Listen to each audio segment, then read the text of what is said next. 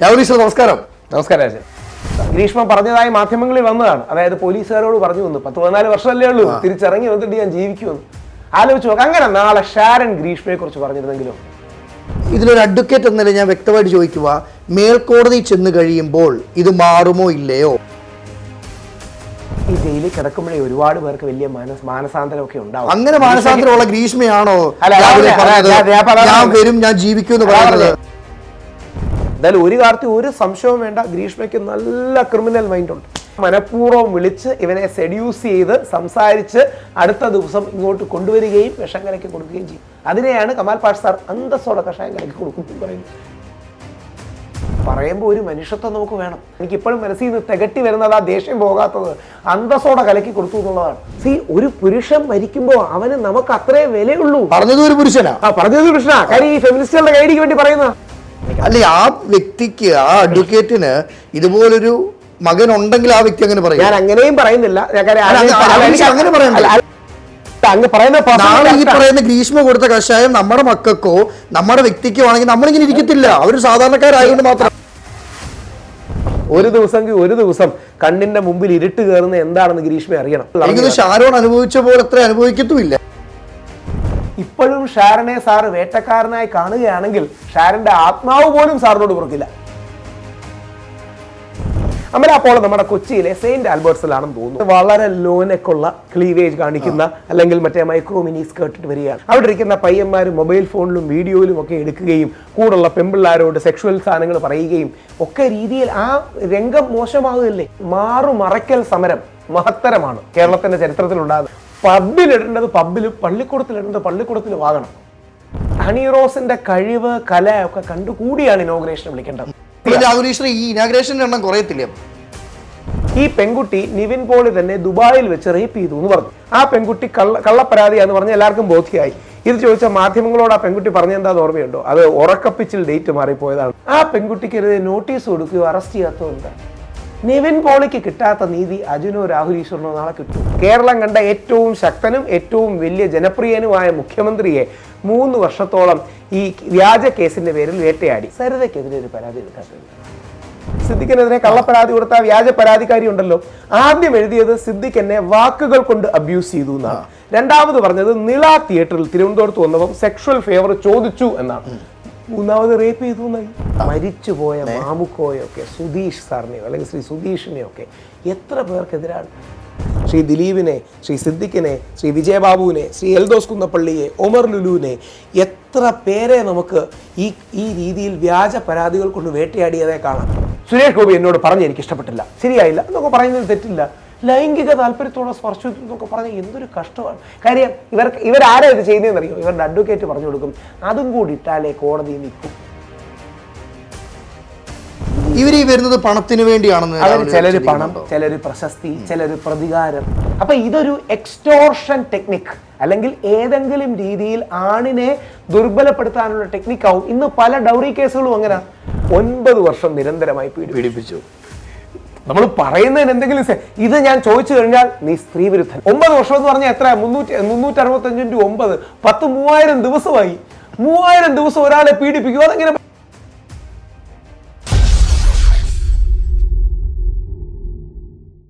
എല്ലാവർക്കും നമസ്കാരം. ഞാൻ അജിൻ വർഗീസ്. തൻ്റെ മൂർച്ചയുള്ള വാക്കുകളും താൻ പറയുന്ന കാര്യങ്ങളിൽ നിലപാടുകളോടുകൂടി ഉറച്ചു നിൽക്കുന്ന നമ്മുടെ എല്ലാവരുടെയും സ്വന്തം രാഹുൽ ഈശ്വർ എന്നോടൊപ്പുള്ളത്. രാഹുൽ ഈശ്വർ നമസ്കാരം. നമസ്കാരം അജിൻ. ഒത്തിരി സന്തോഷം കേട്ടോ. വളരെ സന്തോഷം. കാരണം വിവാദങ്ങളിന്മേൽ വിവാദങ്ങളിലോട്ടല്ലേ. എന്നാലും മാരാറുടെ തട്ട് താണു തന്നെ ഇരിക്കൂ എന്ന് പറയുന്ന പോലെ രാഹുൽ ഈശ്വറിന്റെ തട്ട് താണു തന്നെ ഇരിക്കൂ. എന്തൊക്കെ കൊച്ചു കേരളത്തിൽ സംഭവിക്കുന്നു ഇപ്പോൾ? യഥാർത്ഥത്തിൽ നമ്മൾ പോരാടുന്നത് ഒരു മെൻസ് കമ്മീഷന് വേണ്ടിയിട്ടാണ്. ആ മെൻസ് കമ്മീഷന്റെ ടാഗ് ലൈൻ തന്നെ നമ്മുടെ അച്ഛനും നമ്മുടെ സഹോദരനും നമ്മുടെ മകനും നമ്മുടെ സുഹൃത്തിനും വേണ്ടിയെന്നാണ്.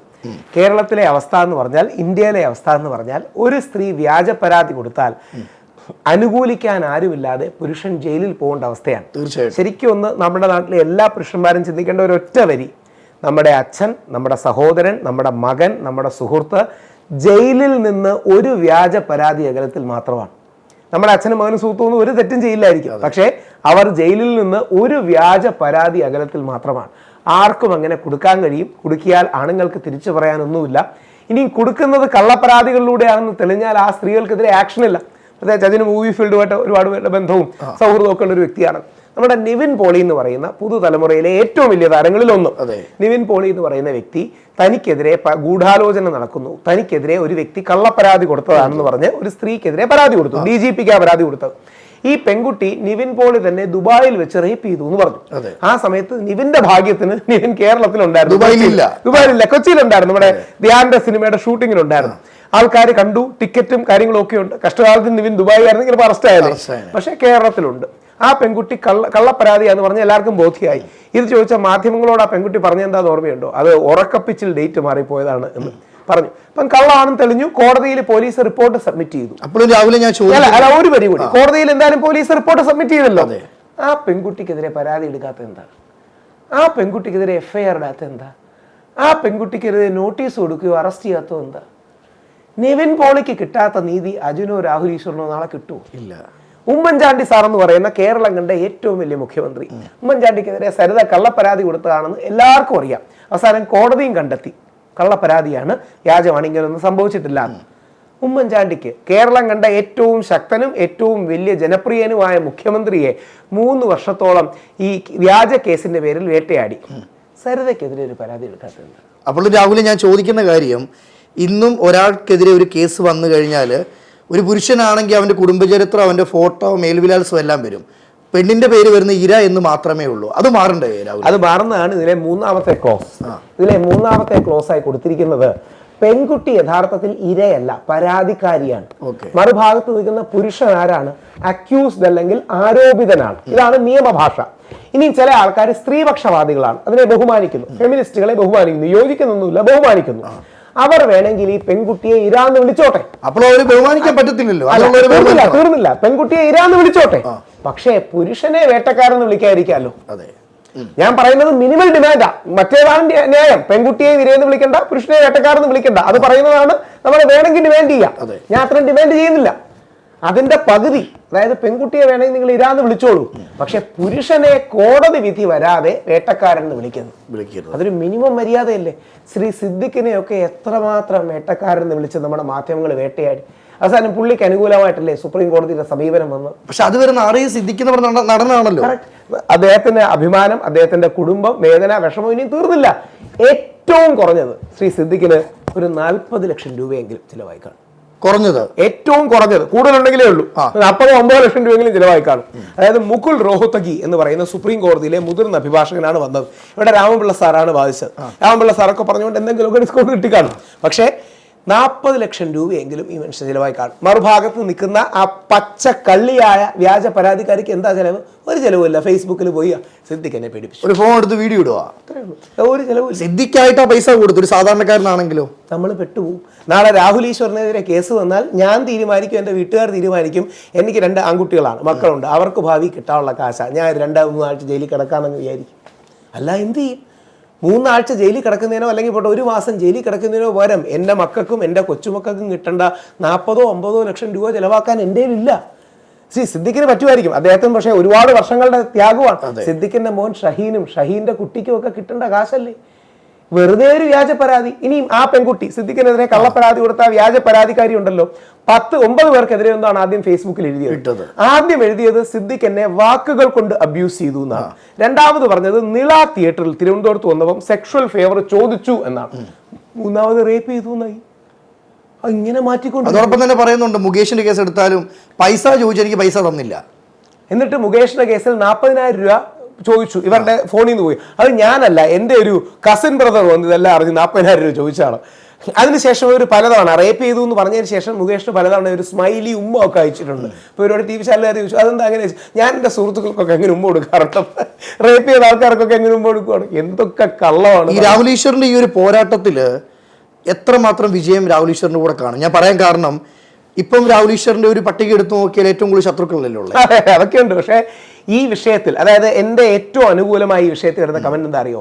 രാഹുൽ പറയുന്ന ഒരുപാട് കാര്യങ്ങളോട് ഞങ്ങൾക്ക് വിയോജിപ്പുണ്ട്, പക്ഷെ ഈ വിഷയത്തിൽ യോജിപ്പാണ്. അതുപോലെ തന്നെ രാഹുൽ ഈശ്വറിന്റെ കമന്റ് ബോക്സ് പണ്ടത്തെ അല്ല, ഇപ്പോഴത്തെ എടുത്ത് നോക്കുമ്പോൾ സ്ത്രീകൾ വരെ അനുകൂലമായിട്ട് ഒരുപാട് സ്ത്രീകൾ അനുകൂലമാണ്. ഞാൻ അവരോട് റിക്വസ്റ്റ് ചെയ്യുന്നതാണ്, ഞാൻ മുമ്പ് എന്തെങ്കിലും തെറ്റ് പറഞ്ഞു കാണാം, അല്ലെങ്കിൽ ഇനിയും നമ്മൾക്ക് തമ്മിൽ അഭിപ്രായ വ്യത്യാസം ഉണ്ടാകാം.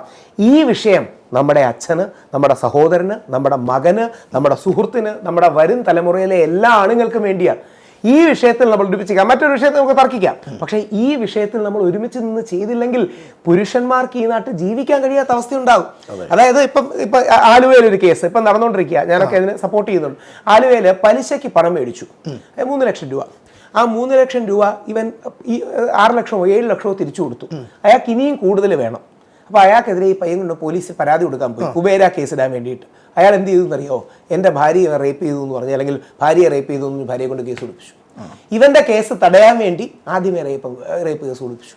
എത്ര വ്യാജ പരാതികളാണ് എത്ര പേർക്കെതിരെ വരുന്നത്. ബിസിനസ്സുകാരെ തന്നെ എടുത്തു നോക്കിയാൽ ഏതൊരു വ്യക്തികളുടെ കൂടെയും ഒരു സ്ത്രീ അവർ വെക്കും. എന്താന്ന് വെച്ചാൽ ഒരു പുരുഷന് ചെയ്യാൻ പറ്റാത്ത പല കാര്യങ്ങളും ഒരു സ്ത്രീയെ കൊണ്ട് ചെയ്യിപ്പിക്കാൻ പറ്റും. ഈസി ടു ടാർഗറ്റ് ആണ്. അതായത് ഒരു വ്യാജ പരാതി കൊടുക്കാൻ ഒരു ബുദ്ധിമുട്ടുമില്ല. വീട്ടിൽ നിന്നൊരു മെയിൽ എഴുതി അയച്ചാൽ മതി, നമ്മുടെ ജീവിതം തീരും. നമ്മളൊക്കെ എന്ത് റിസ്കിലാണ്, വൾണറബിലിറ്റിയിലാണ് പോകണമെന്ന് നോക്കിക്കോണം. എന്നോട് ദേഷ്യം തോന്നി ടി വി ചാനലൊക്കെ പറയുന്ന ഒരാൾ നാളെ ഒരു ഇമെയിൽ അയച്ചിട്ട് പോലീസിനോട്, എനിക്ക് അനോണിമിറ്റി ഉണ്ടല്ലോ, ആ പെൺകുട്ടിക്ക് അനോണിമിറ്റി ഉണ്ട്, നമ്മളെ പേര് പോലും പറയാൻ കഴിയില്ല. അതായത് ആ പെൺകുട്ടിയുടെ പേര് പറഞ്ഞാൽ നമ്മളെ 2 വർഷം ജയിലിലുള്ള വകുപ്പുണ്ട്. അപ്പോൾ നമുക്ക് ആ പെൺകുട്ടിയുടെ പേര് പോലും പറയാൻ കഴിയില്ല. വെറുതെ ടൈപ്പ് ചെയ്ത് രാഹുൽ ഈശ്വർ എന്നെ 15 വർഷം മുമ്പ് പീഡിപ്പിച്ചു എന്ന് പറഞ്ഞൊരു പെൺകുട്ടി കേസ് അയക്കുകയാണെങ്കിൽ നാളെ ഞാൻ പോലീസ് സ്റ്റേഷനിൽ പോയി കിടക്കേണ്ടി വരും, കോടതിയിൽ ഓടേണ്ടി വരും, കോടതി എന്നെ രൂക്ഷമായിട്ട് വിമർശിക്കും, നീ മിണ്ടരുതെന്ന് പറയും. നാളെ എനിക്ക് എന്റെ ഡിഫൻസ് പറയാൻ പോലും കഴിയില്ല. അതായത് ആ പുരുഷന്മാർക്ക് ശബ്ദം ഉയർത്താൻ പോലും പറ്റാത്ത ശബ്ദം ഉയർത്താൻ പോലും പറ്റാതെ വിഷമിച്ച് വേദനിച്ച് അങ്ങനെ ഒരുപാട് കേസുകൾ, 1, 2 അല്ല, എനിക്ക് ഫുൾ ബോധ്യമുള്ളതുകൊണ്ട് പറയാണ്. ഇനി ആ കേസുകളെല്ലാം കോടതിയിൽ തെളിയുകയും ചെയ്യും. ശ്രീ ദിലീപിനെ, ശ്രീ സിദ്ദിഖിനെ, ശ്രീ വിജയബാബുവിനെ, ശ്രീ എൽദോസ് കുന്നപ്പള്ളിയെ, ഒമർ ലുലുവിനെ, എത്ര പേരെ നമുക്ക് ഈ രീതിയിൽ വ്യാജ പരാതികൾ കൊണ്ട് വേട്ടയാടിയതേ കാണാം. പലതിനും കോടതികൾ ഇവർക്ക് വേണ്ടി അനുകൂലമായ ശക്തമായ നിലപാടുണ്ട്. ഉദാഹരണം എൽദോസ് കുന്നപ്പള്ളി, ഈ ബില്ല് ഡ്രാഫ്റ്റ് ചെയ്ത പ്രഗത്ഭനായ പെരുമ്പാവൂർ MLA, അദ്ദേഹത്തിനെതിരെ വന്ന വ്യാജ കേസിൽ ബഹുമാനപ്പെട്ട ഹൈക്കോടതി പറഞ്ഞ എന്താ അറിയാമോ? പ്രോസിക്യൂഷനോട്, പോലീസുകാരോട്, നിങ്ങൾ ചുമ്മാ സിനിമാ കഥ വന്ന് പറയരുത് എന്നാണ്. നിങ്ങൾ വെറുതെ വന്ന് സിനിമാ കഥ പറയുന്നത്. കോടതി പോലും സിനിമാ കഥകളായി മാറി. കാര്യം എന്താ അറിയോ? പോലീസുകാരുടെ മനസ്സ് എന്താന്ന് കൂടെ പറയാം. പോലീസുകാരെങ്കിൽ ഒരു വ്യാജ പരാതി വന്നാൽ അവൻ വാദിച്ച് ജയിക്കട്ടെ. നമുക്ക് പരമാവധി നമ്മുടെ ഈ സിനിമയുണ്ടല്ലോ, തുണ്ടുമുതലും ദൃസാക്ഷിയിലും അലൻസിയർ പറഞ്ഞതുപോലെ നമുക്ക് കുറച്ചുകൂടെ ഒന്ന് ഗ്രാവിറ്റി കൂട്ടി കൊടുക്കാം, നമുക്ക് അങ്ങനെ കുറച്ച് ഗ്രാവിറ്റി കൂട്ടി കൊടുക്കാം എന്ന് പറഞ്ഞ് കള്ളക്കഥ എഴുതും. കാര്യം പോലീസുകാർക്ക് റിസ്ക് എടുക്കാൻ വയ്യ. പോലീസുകാർ പറയുന്നത് നീ കോടതി പൊക്കുമെന്നാണ്. കോടതി പോകുമെന്ന് പറഞ്ഞാൽ ശ്രീ ദിലീപിനോ രാമപിള്ള സാറിനെയോ ശ്രീ സിദ്ദിഖിനോ രാമപിള്ള സാറിനെയോ മുകുൾ റോത്തകിയോ കൊണ്ടുവരാൻ പറ്റും. നമുക്ക് വിട്ടുപോയി ആരെയും കൊണ്ടുവരാൻ പറ്റും? ഒരു വരി കൂടെ പറയാം, ഒരു മിഡ് ലെവൽ, അതായത് ടോപ്പ് അല്ല, ഒരു മിഡ് ലെവൽ ഒക്കെ നിൽക്കുന്നവരായിരിക്കും നമുക്കൊക്കെ അഫോർഡ് ചെയ്യാൻ പറ്റും. ഒരു middle class, aspirational middle class, upper middle class എന്നൊക്കെ പറയുന്നവർക്ക്. നമ്മൾ ഈ ലോയേഴ്സിനെ കൊണ്ടുപോയാൽ ചിലപ്പം കേൾക്കില്ല. കോടതി എന്ത് പറയുന്നറിയോ? ഇന്ന് കുറച്ച് തിരക്കാണ്, 3 ദിവസം കഴിഞ്ഞ് വരൂ എന്ന് പറയും. 3 ദിവസം നമ്മൾ ജയിലിൽ കിടക്കും. 3 ദിവസം കഴിഞ്ഞ് പോലീസുകാരെന്ന് പറയുന്നത് സാർ വളരെ സീരിയസ് ആയി നമ്മൾ അന്വേഷിച്ചുകൊണ്ടിരിക്കുകയാണ്, എന്തോന്ന് അന്വേഷിക്കുകയാണ്, ചുമ്മാ അന്വേഷിച്ചുകൊണ്ടിരിക്കുകയാണ്, എന്നാൽ ഒരാഴ്ച കൂടെ കിടക്കുന്നു പറയും. അവസാനം ഒരു 14 ദിവസമോ 10 ദിവസമോ കഴിഞ്ഞ് നമുക്ക് ജാമ്യം കിട്ടും. അടുത്തതാണ് പ്രശ്നം. ജാമ്യം കിട്ടിക്കഴിഞ്ഞാൽ നമ്മൾ നാട്ടുകാരുടെ ഫ്രണ്ട് കുറ്റക്കാരനായി, നമ്മുടെ വീട്ടുകാരുടെ മുമ്പിൽ നമ്മുടെ വില പോയി, നമ്മുടെ വീട്ടിൽ ഒരു കല്യാണം വന്നാൽ നമ്മളെ വിളിക്കൂല, എല്ലാവരും സൈഡിലോട്ട് മാറ്റി നിർത്തും, ഇവൻ പ്രശ്നക്കാരനായി. ഇപ്പം എൻ്റെ കൂടെ വന്ന പലരെയും ആൾക്കാർ വിമർശിക്കാറുണ്ട്, അവർ ഓവറായിട്ട് റിയാക്ട് ചെയ്യുന്നു, ഒരു പാലഭിഷേകം ചെയ്യാൻ നോക്കുന്നു, അത് ചെയ്യാൻ നോക്കുന്നു, ഇത് ചെയ്യാൻ നോക്കുന്നു എന്നൊക്കെ. ഞാനങ്ങനെ 2-3 പേരോട് ചോദിച്ചു, നിങ്ങളുടെ റിയാക്ഷൻ കുറച്ച് ഓവറല്ലേ? അവരോട് ചോദിച്ചു. ഞാൻ അവരോട് പറഞ്ഞു, ഉദാഹരണം നമ്മുടെ ബോച്ചയെ നിങ്ങൾ മാലയിടാൻ പോകണ്ട, ഞാൻ ശക്തമായിട്ട് പറഞ്ഞു. ബോബി ചെമ്മണ്ണൂർ മറ്റേ സ്വാതന്ത്ര്യ സമരത്തിന് പോയിട്ട് വന്നൊന്നുമല്ല. അതുകൊണ്ട് ബോബി ചെമ്മണ്ണൂർ ഒരു പരാതിയുടെ കാര്യത്തിൽ മാലയിടാൻ പോകാൻ റെഡിയായിരുന്നു ടീം. മാലയിടാൻ അവർ ചെയ്തു. ബോച്ചയും അതിനെ നിരുത്സാഹപ്പെടുത്തി. അതാണ് ബോച്ചയുടെ മഹത്വം. ബോച്ച എന്ന മനുഷ്യന്റെ നന്മ ഏതാണ്? ബോച്ച പറഞ്ഞു അങ്ങനെ നമുക്ക് ചെയ്യേണ്ട. എനിക്ക് ബോച്ചയെ വലിയ ഇഷ്ടമാണ്. ആ ബോച്ച എന്ന് പറഞ്ഞാൽ 100 കണക്കിന് ആൾക്കാർക്ക് വീടുണ്ടാക്കി കൊടുക്കുന്ന, 1000 ആൾക്കാർക്ക് ജോലി കൊടുക്കുന്ന, ലക്ഷക്കണക്കിന് ആൾക്കാരെ രക്തദാനത്തിന് ബോച്ച കൊണ്ടുപോകും, നമുക്ക് മാലയിടാം. അതാണ് മാലയിടാൻ ലൊക്കേഷൻ ഇപ്പൊ അല്ല എന്നൊക്കെ പറഞ്ഞു. ഞാനപ്പോൾ ഇവരോട് ചോദിച്ചു, നിങ്ങൾ കുറച്ച് ഓവറല്ലേ? അതിൽ ഒരാൾ എന്നോട് പറഞ്ഞു, സാറേ 150 ദിവസം ഞാനൊരു വ്യാജ പരാതിക്ക് ജയിലിൽ കടന്നു. ഞാൻ വെളിയിൽ ഇറങ്ങിയപ്പോൾ ആരും എന്നെ സ്വീകരിക്കാൻ പോലും ഉണ്ടായിരുന്നില്ല. ഇന്ന് പോലും 150 ദിവസം 200 ദിവസം കിടന്ന ആൾക്കാരുടെ കഥയൊക്കെയാണ്. ഇന്ന് വീട്ടിലേക്ക് ചെല്ലുമ്പോൾ ഞങ്ങളെ വീട്ടിലെ ഒരു കല്യാണ പരിപാടിക്ക് പോലും വിളിക്കില്ല. ബാക്കിയുള്ളവരുടെ ബന്ധുക്കളുടെ മക്കളുടെ അടുത്ത് പോലും നിങ്ങളെ വിടില്ല, ഇവരെന്തോ മോശക്കാരാണ് സാർ. വെറും വ്യാജ പരാതി കിടക്കുന്നത്. ഒറ്റപ്പെട്ട വേദന അവനറിയാം. അപ്പം ഞങ്ങൾ ഈ പടക്കം പൊട്ടിച്ചൊക്കെയാണ് അതിനൊരു സന്തോഷം കണ്ടെത്തുന്നത്. എനിക്ക് അത് കേട്ടപ്പോൾ വല്ലാതെ വിഷമം. ഈ രാഹുൽ ഈശ്വർ ബോച്ചയെ സപ്പോർട്ട് ചെയ്യാനുള്ള കാരണം പണം ഉള്ളതുകൊണ്ട് അല്ല. ബോച്ച എന്ന് പറയുന്ന മനുഷ്യൻ ആ പറഞ്ഞ വാക്ക് 100 100% തെറ്റാണ്. അതായത് കുന്തി ദേവി എന്ന് പറയുന്ന പരാമർശം പറഞ്ഞത് കുന്തി ദേവി എന്തുകൊണ്ട് തെറ്റാവുന്നു രാഹുൽ ഈശ്വർ? കാര്യങ്ങളാണ്. വേണമെങ്കിൽ എനിക്ക് ബോച്ചയെ ന്യായീകരിക്കാം. എങ്ങനെയാണെന്നറിയാമോ? ഷഫാഖ് നാസ് എന്നൊരു നടിയാണ് സ്റ്റാർ പ്ലസിൽ മഹാഭാരതത്തിൽ കുന്തി ദേവിയെ അഭിനയിച്ചത്. ആ ഷഫാഖ് നാസിനെ പോലെ നമ്മുടെ ഹണി റോസിന് അത്രയൊന്നും സുന്ദരിയല്ല. ഷഫാഖ് നാസിനെയാണ് ഹണി റോസുമായിട്ട് കമ്പയർ ചെയ്ത് ബോച്ചെ പറഞ്ഞതെന്ന് വേണമെങ്കിൽ ന്യായീകരിക്കാം. പക്ഷെ നമുക്ക് എല്ലാം അറിയാം അങ്ങനല്ല. ഇനി ആരെ പറ്റിക്കാനാണ് പറയുന്നത്? ബോച്ചെ കേരള സമൂഹത്തിന് വേണ്ടി ചെയ്ത മഹത്തരമായ സേവനമാണ്. ബോച്ചെ ഒരർത്ഥത്തിൽ കേരളത്തിന്റെ ഈലോൺ മസ്കാണ്. അമേരിക്കയിലെ ഒരു ഈലോൺ മസ്ക് പോലെ ബോച്ചെ കേരളത്തിന്റെ ഈലോൺ മസ്കാണ്. ആയിരക്കണക്കിന് ആൾക്കാരുടെ ജീവനെ പോസിറ്റീവായി നന്മയിലൂടെ സ്പർശിച്ചൊരു വ്യക്തിയാണ് അദ്ദേഹം. ഒരുപാട് പേരുടെ ജീവിതം മെച്ചമാക്കിയതാണ്. സ്കൂള്, ആരോഗ്യം. അദ്ദേഹത്തിന് ഒരു വലിയ ഫാൻസ് അസോസിയേഷൻ ഉണ്ട്. പക്ഷേ ബോച്ചയുടെ നന്മകളെ കൊണ്ട് ബോച്ചെ ചെയ്ത ഒരു തെറ്റിനെ നമ്മൾ ന്യായീകരിക്കരുത്. അതേപോലെ ബോച്ചയുടെ ഈ ഒരു നാക്കുപിഴ കൊണ്ട് ബോച്ചെ ചെയ്ത 30 വർഷത്തെ സേവനങ്ങൾ നമ്മൾ മറക്കരുത്. എനിക്ക് തോന്നുന്നു ബോച്ചെ ജയിലിൽ നിന്ന് ഇറങ്ങിയതിനു ശേഷം അതിനു മുമ്പ് ഉണ്ടായിരുന്നതിനേക്കാൾ ആരാധകർ കൂടി. സത്യം പറയാമല്ലോ, ബോച്ചയ്ക്ക് ഫാൻസ് അത്രമാത്രം കൂടി. കാര്യം ബോച്ചയെ വേട്ടയാടി എന്ന് നാട്ടുകാർക്ക് മനസ്സിലായി. ബോച്ചെ എന്ന് പറയുന്ന ഇത്രയും ജീവകാരുണ്യ പ്രവർത്തനം ചെയ്യുന്ന നന്മയുള്ള രസകരമായി ജീവിക്കുന്ന മാവ്രിക് ആയ ഒരു മനുഷ്യൻ, വാക്ക് ശരിയല്ല, പക്ഷേ ബോച്ചയെ വേട്ടയാടി എന്ന് സാധാരണക്കാർക്ക് മനസ്സിലായി. അപ്പം ബോച്ചെ പോലും, അതായത് കേരളത്തിലെ ഏറ്റവും പ്രമുഖ വ്യവസായികളിൽ ഒന്നായ ബോച്ചെ പോലും വേട്ടയാടുകയാണെങ്കിൽ നമ്മുടെയൊക്കെ അവസ്ഥ എന്തായിരിക്കും? അതുകൊണ്ടാണ് ബോച്ചയോട് അത്രമാത്രം ആൾക്കാർക്ക് ആദരവും സ്നേഹവും ഒക്കെ കൂടിയത്. ബോച്ചെ അന്യായമായ വേട്ടയാടി ഇപ്പൊ എല്ലാവർക്കും ബോധ്യമാണല്ലോ. ബോച്ചയാണെങ്കിലും നടൻ സിദ്ദിഖിനെ എടുത്താലും ദിലീപിനെ എടുത്താലും ഇവർക്ക് കൊടുക്കാൻ പണമുണ്ട്. ഒരു സാധാരണക്കാരൻ ഇതുപോലും ഇല്ല. ഞാൻ തിരിച്ച് പലപ്പോഴും പറയാറുണ്ട്, പലരും ഈ സിദ്ദിഖിന്റെ കാശ്, മറ്റേ ബോച്ചയുടെ കാശ് എന്നൊക്കെ പറയാറുണ്ട്. ഞാൻ പറഞ്ഞു, ശ്രീ സിദ്ദിഖ്, ശ്രീ ദിലീപ്, ശ്രീ ബോച്ചെ ഇവരൊക്കെ സമൂഹത്തിൽ ഇത്രയും നിലയും വിലയും മാന്യതയും ധനവും ഒക്കെ ഉണ്ടായിട്ട് വേട്ടയാടപ്പെടുന്നവരാണ്. നമ്മളെ പിടിച്ചാൽ ആലോചിച്ച് നോക്കി എന്തൊരവസ്ഥയായിരിക്കും. 2 ആഴ്ച കഴിഞ്ഞിട്ട് വാ, 3 ആഴ്ച കഴിഞ്ഞിട്ട് വാ എന്ന് പറഞ്ഞ് നമ്മൾ 1 മാസം ജയിലിൽ കിടക്കും, അല്ലെങ്കിൽ 2 ആഴ്ച ജയിലിൽ കിടക്കും, 10 ദിവസം ജയിലിൽ കിടക്കും. ജയിലിൽ കിടക്കാന്ന് മാത്രമല്ല, ജയിലിൽ കിടന്നു കഴിഞ്ഞാൽ ജീവിതകാലം മുഴുവൻ ഇവർ റേപ്പിസ്റ്റായി, ജീവിതകാലം മുഴുവൻ മോശക്കാരനായി. ഈ അവസ്ഥയിലൂടെയാണ് ഓരോ പുരുഷനും. ഞാൻ ലൈവായിട്ട് 2-3 എക്സാമ്പിളും പറയാം. നിങ്ങളെല്ലാം ഗൂഗിളിൽ ചെക്ക് ചെയ്യണം, ഞാൻ പറഞ്ഞുകൊണ്ട് വിശ്വസിക്കേണ്ട. കേന്ദ്രീയ വിദ്യാലയ രാം തിവാരി പോക്സോ കേസ് എന്ന് അടിക്കണം. 2022 കോവിഡിന്റെ കാലത്തും കൂടെയാണ്, കഴിഞ്ഞ ഏതാനും വർഷങ്ങളിലാണ്. ഇയാൾ 7 വർഷം ജയിലിൽ കിടന്നു. ഇയാൾക്കെതിരെയുള്ള പരാതി 12ാം ക്ലാസ്സിലെ ഒരു കുട്ടിക്ക് മയക്കുമരുന്ന് നൽകി, പീഡിപ്പിച്ചു, റേപ്പ് ചെയ്തു, അബോർട്ട് ചെയ്തു, അതിനുശേഷം പ്രഗ്നന്റ് ആക്കി കുട്ടി, അതിനുശേഷം അബോർട്ട് ചെയ്തു. ഇയാളെ 7 വർഷം ജയിലിൽ കിടന്നു. ഇയാളുടെ ഭാര്യ തെളിവ് നശിപ്പിക്കാൻ ശ്രമിച്ചതിന് 6 മാസം ജയിലിൽ കിടന്നു. അതിനുശേഷം ജാമ്യം കിട്ടി. ഈ മനുഷ്യൻ 7 വർഷം ജയിലിൽ കിടന്നു. കോടതി അവസാനം കണ്ടെത്തി ഈ പെൺകുട്ടി റേപ്പ് ചെയ്യപ്പെട്ടിട്ടില്ല, ഈ പെൺകുട്ടിക്ക് പ്രഗ്നന്റ് ആയിട്ടില്ല, ഈ പെൺകുട്ടിക്ക് അബോർഷനും ആയിട്ടില്ല. എന്തോ സ്കൂളിലെ പ്രശ്നത്തിന്റെ പേരിൽ ഈ കുട്ടി കൊണ്ട് ഇയാൾക്കെതിരെ പരാതി കൊടുത്തത്. എത്ര കേസുകളാണ് ഇങ്ങനെയെന്നുള്ളതാണ്. അതിനർത്ഥം ജെനുവിൻ കേസുകൾ ഇല്ലെന്നാണോ? ഒരിക്കലുമല്ല, ഒരുപാട് ജെനുവിൻ കേസുകളുമുണ്ട്. ഇന്ന് നമ്മൾ ആത്മാർത്ഥമായി ചിന്തിച്ചാൽ സ്ത്രീയാണോ പുരുഷനാണോ സമൂഹത്തിൽ കൂടുതൽ ബുദ്ധിമുട്ട് അനുഭവിക്കുന്നതെന്ന് ചോദിച്ചാൽ ഒരു സംശയവും വേണ്ട, സ്ത്രീകളാണ്. പുരുഷന്മാരുടെ 10 ഇരട്ടി പ്രശ്നങ്ങൾ അനുഭവിക്കുന്ന സ്ത്രീകളാണെന്ന കാര്യത്തിൽ നമ്മൾ കണ്ണടച്ചിട്ടാക്കിയിട്ട് കാര്യമില്ല. എന്നാൽ അതോടൊപ്പം ഒരുപാട് പുരുഷന്മാരും ബുദ്ധിമുട്ട് അനുഭവിക്കുന്നുണ്ടെന്ന് നമ്മൾ തിരിച്ചറിയുകയും അതിന് പരിഹാരം കൂടിയാണ് മെൻസ് കമ്മീഷൻ. ഒരിക്കലും വനിതാ കമ്മീഷനെതിരല്ല, വനിതാ കമ്മീഷന് ബദലല്ല. വനിതാ കമ്മീഷനും പുരുഷ കമ്മീഷനും കോംപ്ലിമെന്ററിയാണ്, പരസ്പര പൂരകങ്ങളാണ്, സ്ത്രീയും പുരുഷനും എന്നതുപോലെ. അതുകൊണ്ട് സ്ത്രീകളുടെ എല്ലാ പോരാട്ടത്തെയും മാനിക്കുന്നു, ബഹുമാനിക്കുന്നു, ആദരിക്കുന്നു. പക്ഷേ നിഷ്കളങ്കരായ പാവപ്പെട്ട, നമ്മൾ TV ചാനലിൽ തർക്കിക്കുന്ന പോലെ അല്ല, ഒരു 14 ദിവസമൊക്കെ ജയിലിൽ കിടന്ന് തിരിച്ചു വരുമ്പോൾ, അല്ലെങ്കിൽ 50 ദിവസം ജയിലിൽ കിടന്ന് കുറ്റവാളിയാവുക അല്ല, അവന്റെ ചിലർ കുറ്റവാളിയായി പോകാറുണ്ട്, ചിലർ മനം മടുത്തില്ലാതാകാറുണ്ട്. പിന്നീട് അവൻ എന്നും ഒരു മടിയും കോൺഫിഡൻസ് കുറവും കാര്യങ്ങളും ഒക്കെയാണ്. ഇത് കാണുന്നവർക്ക് പലപ്പോഴും ഇത് മനസ്സിലാവില്ല. ജീവിതത്തിൽ ഒരിക്കലെങ്കിലും ഒരു വ്യാജ പരാതി നമ്മുടെ നേരെ വരുമ്പോഴാണ് നമുക്ക് അതിന്റെ ഫീല് മനസ്സിലാകുന്നത്. ഓർമ്മയുണ്ടോന്നില്ല അജിന്, പണ്ട് നമ്മുടെ TV രാജേഷ് സഖാവ് എന്ന് പറഞ്ഞ CPM-ന്റെ വളരെ എനിക്കിഷ്ടമുള്ള വളരെ പ്രതിഭാശാലിയായ യുവ നേതാവ് നമ്മുടെ നിയമസഭ മുമ്പിൽ ഇങ്ങനെ പൊട്ടിക്കരയുന്ന രംഗങ്ങളുണ്ട്. ഇന്നും TV രാജേഷ് നടച്ച ആദ്യം വരുന്നത് ക്രൈയിങ് ആണ്. പുള്ളിക്കെതിരെ ഒരു വ്യാജ ആരോപണം വന്നു. പുള്ളി പറയുകയാണ്, എനിക്ക് അച്ഛനുണ്ട്, അമ്മയുണ്ട്, ഭാര്യയുണ്ട്, കുടുംബമുണ്ട് എന്ന് പറഞ്ഞ് TV രാജേഷ് പൊട്ടി കരയുകയാണ്. എന്തുകൊണ്ടാണ്? ആരോപണം വന്നു കഴിഞ്ഞാൽ പെട്ടു. ആ TV രാജേഷിന്റെ കരച്ചിലാണ് ഓരോ പുരുഷനും ഉള്ളി കരയുന്നത്, വെളി കരയില്ലായിരിക്കും. ഇപ്പൊ അരുൺ കുമാർ, എനിക്ക് ഭയങ്കര എല്ലാ കാര്യത്തിലും എനിക്ക് അരുണിനോട് എതിർപ്പാണ്. ഒരു ഭയങ്കര പ്രഗത്ഭനായ ഞാൻ ഈ അരുണിനെതിരെ പരാതി വരുന്നതിന്റെ തലേ ദിവസം കൂടെ അരുണ് ഞാനും കൂടെ ഇരുന്ന് അടിയായി ചീത്തയൊക്കെ വിളിച്ചു.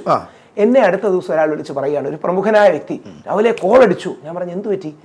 അത് അരുണിനെതിരെ പരാതി വന്നിട്ടുണ്ട്, വെച്ചങ്ങ് അലക്കണമെന്ന്. ഞാൻ പറഞ്ഞു, സാറേ എനിക്ക് അരുണിനോട് വ്യക്തിപരമായ വിരോധമല്ല. വിളിച്ചു പറഞ്ഞ ആളിന്ന് ഉന്നത നിലയിലുള്ള വ്യക്തിയാണോ? വളരെ വളരെ പ്രമുഖനാണ്, അതുകൊണ്ടാണ് പേര് പറയാത്തത്. പുള്ളിയുടെ ആ മനസ്ഥിതി ഞാൻ ഇടപെട്ട് മാറ്റുകയും ചെയ്തു. അത് അദ്ദേഹത്തിന്റെ നന്മ. ഞാൻ പറഞ്ഞു അങ്ങനല്ല, അതല്ല. എന്താ അറിയാമോ, നമ്മുടെ സമൂഹത്തിലെ ഏറ്റവും വലിയ പ്രശ്നം എല്ലാവർക്കും എല്ലാവരെയും എയറിലാക്കണം. അതായത് ഒരു ദിവസം രാവിലെ എണീക്കുമ്പോൾ നമ്മുടെ മലയാളി എണീക്കുന്നതിന്റെ പ്രധാന ഉദ്ദേശം ഇന്ന് ആരെ എയറിലാക്കാന്നാണ്. അങ്ങനെയല്ല.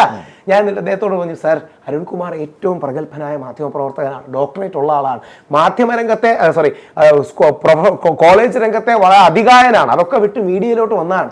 അരുൺ പറഞ്ഞ ഒരു കാര്യത്തിലോട്ട് എനിക്ക് യോജിപ്പില്ല. ഞാനും അരുണും കൂടെ തർക്കിക്കാനിരുന്നാൽ ഒറ്റ കാര്യത്തിലേ ഞങ്ങൾക്ക് യോജിപ്പുള്ളൂ. പുള്ളിയുടെ പേര് അരുൺകുമാറാണ്, എൻ്റെ പേര് രാഹുൽ ഈശ്വറാണ്, ബാക്കി ഒരു കാര്യത്തിലും ഞങ്ങൾക്ക് യോജിപ്പില്ല. പക്ഷെ അരുണിനെ വ്യാജ പോക്സോയിൽ കൊടുക്കാൻ നോക്കുമ്പോൾ നമുക്ക് ഒരുമിച്ച് നിന്ന് എതിർക്കണം. കൊട്ടിഘോഷിക്കാൻ ആളുകളുണ്ടല്ലോ. എന്നിട്ട് അരുൺ ഈ പെൺകുട്ടിയെ നേരിട്ട് കാണുന്ന പോലുമില്ല. അരുണും ഷാബാസും റിപ്പോർട്ടിലെ യുവജനോത്സവത്തിൽ പോകുന്നു. എന്തിനാ യുവജനോത്സവം ശരിക്കും ക്യാമറ പോകുന്നത്? അങ്ങയുടെ അടക്കമുള്ള പ്രമുഖ മീഡിയ ചാനലല്ലേ. നമ്മൾ ആ പിള്ളേരെ പ്രൊമോട്ട് ചെയ്യാൻ കൂടെ വേണ്ടി പോവാം. നമുക്ക് നല്ല കോണ്ടന്റ് മാത്രമല്ല, ആ പിള്ളേരുടെ മുഖം വരണം, പേര് വരണം, അവർക്ക് സിനിമ കിട്ടണം, പുതിയ ചാൻസ് കിട്ടണം, കൂടുതൽ ചാൻസ് കൊണ്ടുവന്നിട്ടുണ്ട്. അങ്ങനെയാണല്ലോ ഒരുപാട് പേരാണല്ലോ നമ്മുടെ നവ്യനാരും കാവ്യയും മഞ്ജുവാരും ഒക്കെ ഒരുപാട് പേര് ഇതിൽ നിന്നാണല്ലോ, സലീം കുമാറും വിനീതനും ഒക്കെ ഇതിൽ നിന്നാണല്ലോ വന്നത്. അപ്പൊ അവരെ പ്രൊമോട്ട് ചെയ്യാനല്ലേ പോകുന്നത്. തമാശയ്ക്ക് ഷാബാസ് തലേ ദിവസം ഒരു കുട്ടിയുടെ ഒപ്പനയുടെ കാര്യത്തിൽ ആ കുട്ടിയോട് സംസാരിച്ചു. എന്താ മണവാളിനെ കുറിച്ചുള്ള ആഗ്രഹം? അപ്പൊ ആ കുട്ടി അതൊന്നും എനിക്ക് പറയാൻ കഴിയില്ല. ഷാബാസ് വളരെ തമാശയ്ക്ക്, അറിയാം അച്ഛനും അമ്മയൊക്കെ കാണുമെന്നുള്ള പേടിയുണ്ടല്ലേ, നമ്മളെല്ലാം സ്കൂളിലെ പിള്ളേരെ ഗേൾ ഫ്രണ്ട് ഉണ്ടോ ബോയ് ഫ്രണ്ട് ഉണ്ടോ ചെയ്യാറുണ്ട്. അടുത്ത ദിവസം അരുൺ ഷാബാസിനോട് പറഞ്ഞു, നീ ആ ഒപ്പനയ്ക്ക് പോയ കുട്ടിയെ കണ്ടോ? ഇല്ല, കാണാത്താണ് നല്ലത്. വെറും ഇനോക്കൂസ് തമാശ, ഇന്നസെന്റ് തമാശ. കുറച്ച് കഴിഞ്ഞ് പോക്സോ കേസിൽ 1-ാം പ്രതി. ഇത് പോക്സോട് ചെയ്യുന്ന അനീതിയാണ്. അതായത് പോക്സോ എന്ന് പറയുന്ന വകുപ്പ് നമ്മുടെ മക്കളെ സംരക്ഷിക്കാനായി ഗവൺമെന്റ് കൊണ്ടുവന്ന വകുപ്പാണ്. ആ പോക്സോട് ചെയ്യുന്ന അനീതിയാണ് ഇതുപോലത്തുള്ള എല്ലാ കേസുകളും ഉണ്ടാകുന്നത്. അവസാനം ഞാൻ മാത്രമാണ് അത് വ്യാജ പോക്സോ എന്ന് ശക്തിയുക്തം പറഞ്ഞത്, ബാക്കി ചാനലുകൾ പോലും പറഞ്ഞില്ല.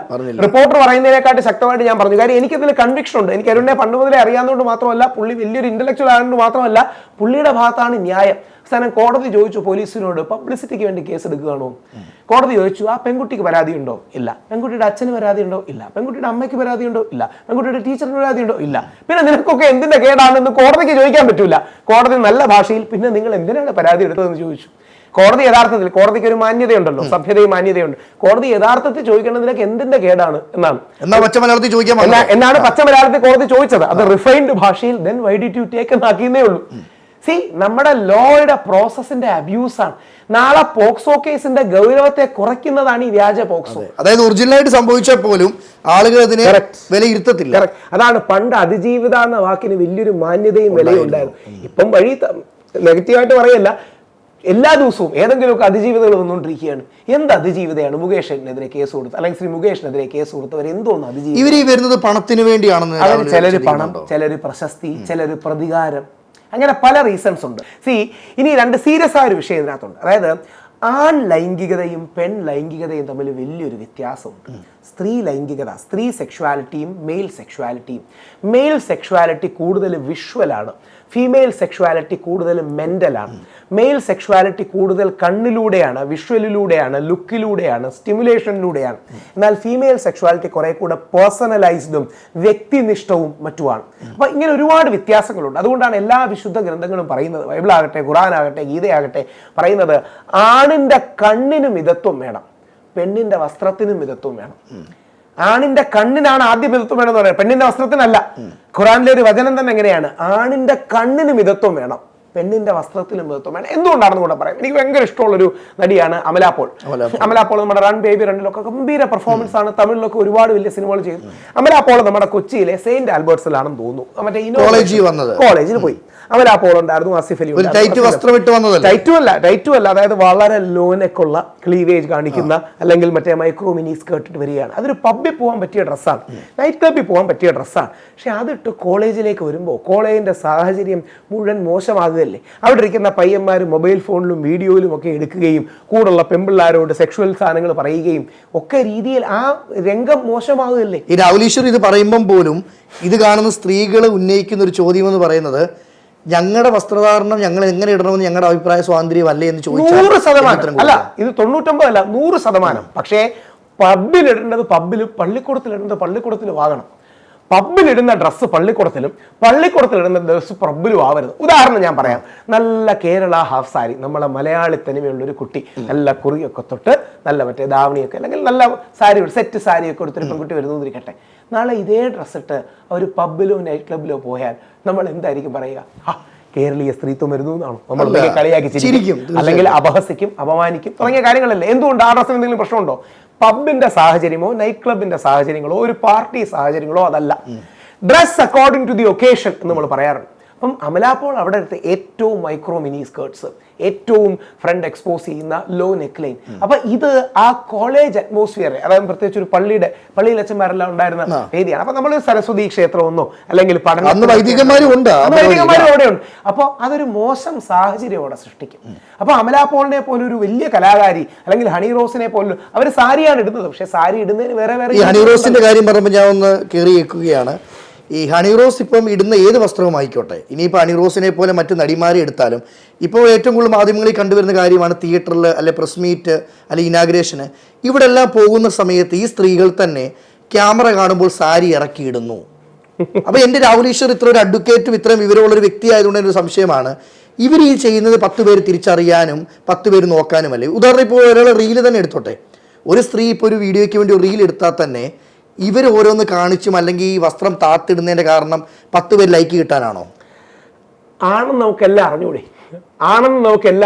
അത് അവർക്കും അറിയാം. അപ്പൊ നമ്മൾ ചെയ്യേണ്ടത് അതിനും കുറച്ച് മാന്യതയും മര്യാദയുണ്ട്. അതെങ്ങനെയാണെന്ന് കൂടെ നമുക്ക് നോക്കാം. സൽമാൻ ഖാനോ നമ്മുടെ പൃഥ്വിരാജോ ഫഹദ് ഫാസിലോ ടോപ്പ് ഷർട്ട് ഇടാതെ ഒരു ഫോട്ടോ എടുത്ത്, ചില സിനിമകളിലൊക്കെ അങ്ങനെ ഉണ്ടല്ലോ, സിനിമകളിലെടുത്തൊരു ഫോട്ടോ എടുത്തിട്ടാൽ ഫേസ്ബുക്കും അത് അക്സെപ്റ്റ് ചെയ്യും, ഇൻസ്റ്റാഗ്രാമും അക്സെപ്റ്റ് ചെയ്യും, കമ്മ്യൂണിറ്റി സ്റ്റാൻഡേർഡ്സിന് പ്രശ്നമൊന്നുമില്ല. അതേ ചിത്രം മറ്റൊരു പെൺകുട്ടി എടുത്തിടുകയാണെങ്കിൽ ഫേസ്ബുക്ക് അത് ടേക്ക് ഡൗൺ ചെയ്യും, ഇൻസ്റ്റാഗ്രാം അത് ടേക്ക് ഡൗൺ ചെയ്യും, അല്ലെ? കമ്മ്യൂണിറ്റി സ്റ്റാൻഡേർഡ്സ് വയലേറ്റ് ചെയ്യുന്നു. എന്തുകൊണ്ടാണ്? സ്ത്രീ പുരുഷ ശരീരങ്ങൾ വ്യത്യാസമാണ്, ഫിസിയോളജി വ്യത്യാസമാണ്. ഇത് കണ്ടില്ല എന്ന് നടിച്ചിട്ട് എന്താ കാര്യം? ആർട്ടിക്കിൾ 14 ഉണ്ട്, അതുകൊണ്ട് പൃഥ്വിരാജിന് ഷർട്ട് ഇടാതെ, ഉണ്ണി മൂന്തന് 6 പാക്ക് കാണിച്ചുകൊണ്ട് ഷർട്ട് ഇടാതെങ്കിൽ എനിക്കും അത് വേണം എന്നൊരു പെൺകുട്ടിക്ക് വേണമെങ്കിൽ ഗുമ്മിന് പറയാം. അവിടെയാണ് നമ്മൾ പറയുന്നത് മാറുമറയ്ക്കൽ സമരം മഹത്തരമാണ്, കേരളത്തിന്റെ ചരിത്രത്തിൽ ഉണ്ടാകുന്നത്. പക്ഷെ തുറക്കൽ സമരം അത് ആഭാസമാണ്. മറക്കൽ സമരം മഹത്തരമാണ്. കാര്യം കേരളത്തിൽ ഒരു കാലത്ത് നിന്നിരുന്ന ജാതീയതയും പ്രശ്നങ്ങളും ഒക്കെ നമ്മുടെ പൂർവികന്മാർ പോരാടി ജയിച്ചതാണ്, അത് മഹത്തരമാണ്. പക്ഷേ ഇവിടെ ഫേസ്ബുക്കിൽ ആലങ്കാരികമായിട്ടൊന്നുമല്ല, കുറച്ച് വർഷം മുമ്പ് തുറക്കൽ സമരം എന്ന് പറഞ്ഞ് ആദ്യം കുറച്ച് തുറക്കുകയും പിന്നെ പംകിൻ എടുത്തു വെക്കുകയും ചെയ്യുന്ന, പിന്നീട് അതും തുറക്കുന്ന ഒരു ഇതുണ്ടായിരുന്നു. അത് എന്തുകൊണ്ടാണ് മോശം? അത് ചില കമ്മ്യൂണിറ്റി സ്റ്റാൻഡേർഡ്സ് ആണ്.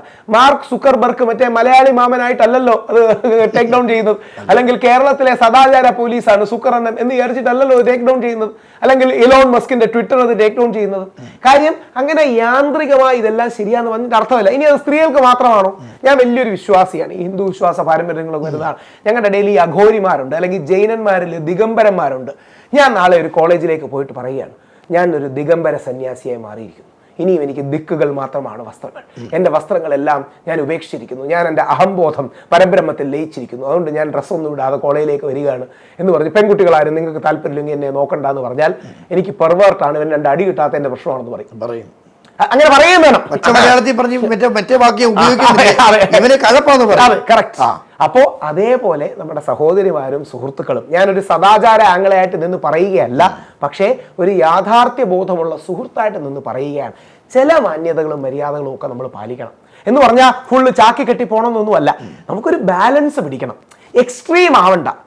ചില സ്ത്രീകൾ എന്നോട് ചോദിച്ചു, ഹണി റോസ് എന്നോട് പറഞ്ഞു, രാഹുൽ പൂജാരി ആവാത്ത നന്നായി, നാളെ നിങ്ങളുടെ മുമ്പിൽ വരുമ്പോൾ ഞാൻ നന്നായിട്ട് വരാൻ നോക്കിക്കോളാന്നൊക്കെ. ഞാൻ പറഞ്ഞത് എൻ്റെ പ്രശ്നമല്ല.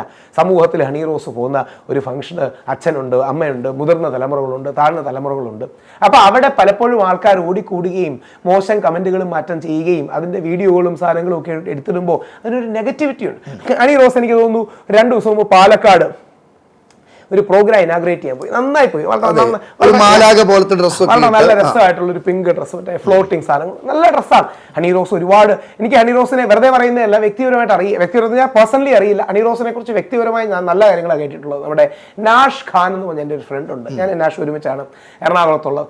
നാഷ് ആയിരുന്നു ബോയ് ഫ്രണ്ടിലെ വില്ലൻ, വിനയൻ സാറിന്റെ ബോയ് ഫ്രണ്ടിലെ പ്രധാന വില്ലൻ, നമ്മുടെ പഴയ കിരൺ ടിവിയിൽ മുടിയൊക്കെ കൊടുത്തിരുന്ന നാഷ് ഖാൻ ആയിരുന്നു. അന്ന് തൊട്ടേ ഹണി റോസിനെ കുറിച്ച് നല്ല കാര്യങ്ങളാണ്, ഹണിയുടെ ഫാമിലിയെ കുറിച്ച് നല്ല കാര്യങ്ങളാണ് കേട്ടിട്ടുള്ളത്. വ്യക്തിപരമായി എനിക്ക് ഹണിയോട് വിരോധമൊന്നുമില്ല, പക്ഷെ നേരെ തിരിച്ച് ഹണിക്ക് എന്നോടുണ്ടോ എന്ന് എനിക്ക് സംശയമുണ്ട്. ഞാൻ ഹണിയെ ആത്മഹത്യയുടെ വക്കിലേക്ക് തള്ളിയിട്ടു, ഞാൻ ഓർഗനൈസ്ഡ് ക്രൈമിന്റെ ഭാഗമാണെന്നൊക്കെ ഹണി റോസ് എഴുതിയിട്ടുണ്ട്. ആരെങ്കിലും തെറ്റിദ്ധരിപ്പിച്ചതായിരിക്കും. മറ്റുള്ളവർക്കില്ലാത്ത കുഴപ്പം എന്തുകൊണ്ട് രാഹുൽ ഈശ്വറിന് മാത്രമുണ്ട് എന്ന് ചോദിക്കുന്നവരും ഉണ്ട്. കേരളത്തിലെ 99% ആൾക്കാരും ഒരിക്കലെങ്കിലും വെളിയിൽ പറഞ്ഞില്ലെങ്കിലും മനസ്സിലെങ്കിലും ആലോചിച്ചിട്ടുണ്ടാവും ഹണി റോസിന്റെ ഡ്രസ്സ് കുറച്ച് ഓവർ അല്ലേ എന്ന്. ഇത് ചിന്തിക്കാത്ത ഒരു മലയാളിയെ നിങ്ങൾക്ക് കാണാൻ. രാഹുൽ ഈശ്വർ ഇത് പറയുമ്പോൾ പോലും എനിക്ക് മനസ്സിലാവുന്ന കാര്യം 4 പേര് കലിങ്കിലിരുന്ന് പറയുന്ന വർത്താനവും 4 പേര് കൂട്ടത്തിൽ കൂടിയിരുന്ന വർത്താനമാണ് രാഹുൽ ഈശ്വർ പബ്ലിക്കായിട്ട് പറയുന്നത്. ആ 4 പേര് പറയുന്ന ആത്മാർത്ഥമായ അഭിപ്രായം സഭ്യമായ ഭാഷയിൽ വിമർശനമാക്കിയാണ് ഞാൻ ടി വിയിൽ അവതരിപ്പിക്കുന്നത്. രേജൻ പറഞ്ഞത് വളരെ കറക്റ്റാ. ആ 4 കൂട്ടുകാർ ഒരുമിച്ച് കാണുന്ന കലിങ്കിൽ ആത്മാർത്ഥതയോടെ അളിയ നീ കണ്ടടി എന്തോന്ന് നമുക്ക് എന്ന് പറയുന്ന ഒരു ഭാഷയുണ്ട്. അത് കുറച്ചുകൂടെ സഭ്യമായി മാന്യമായി for the betterment of every one.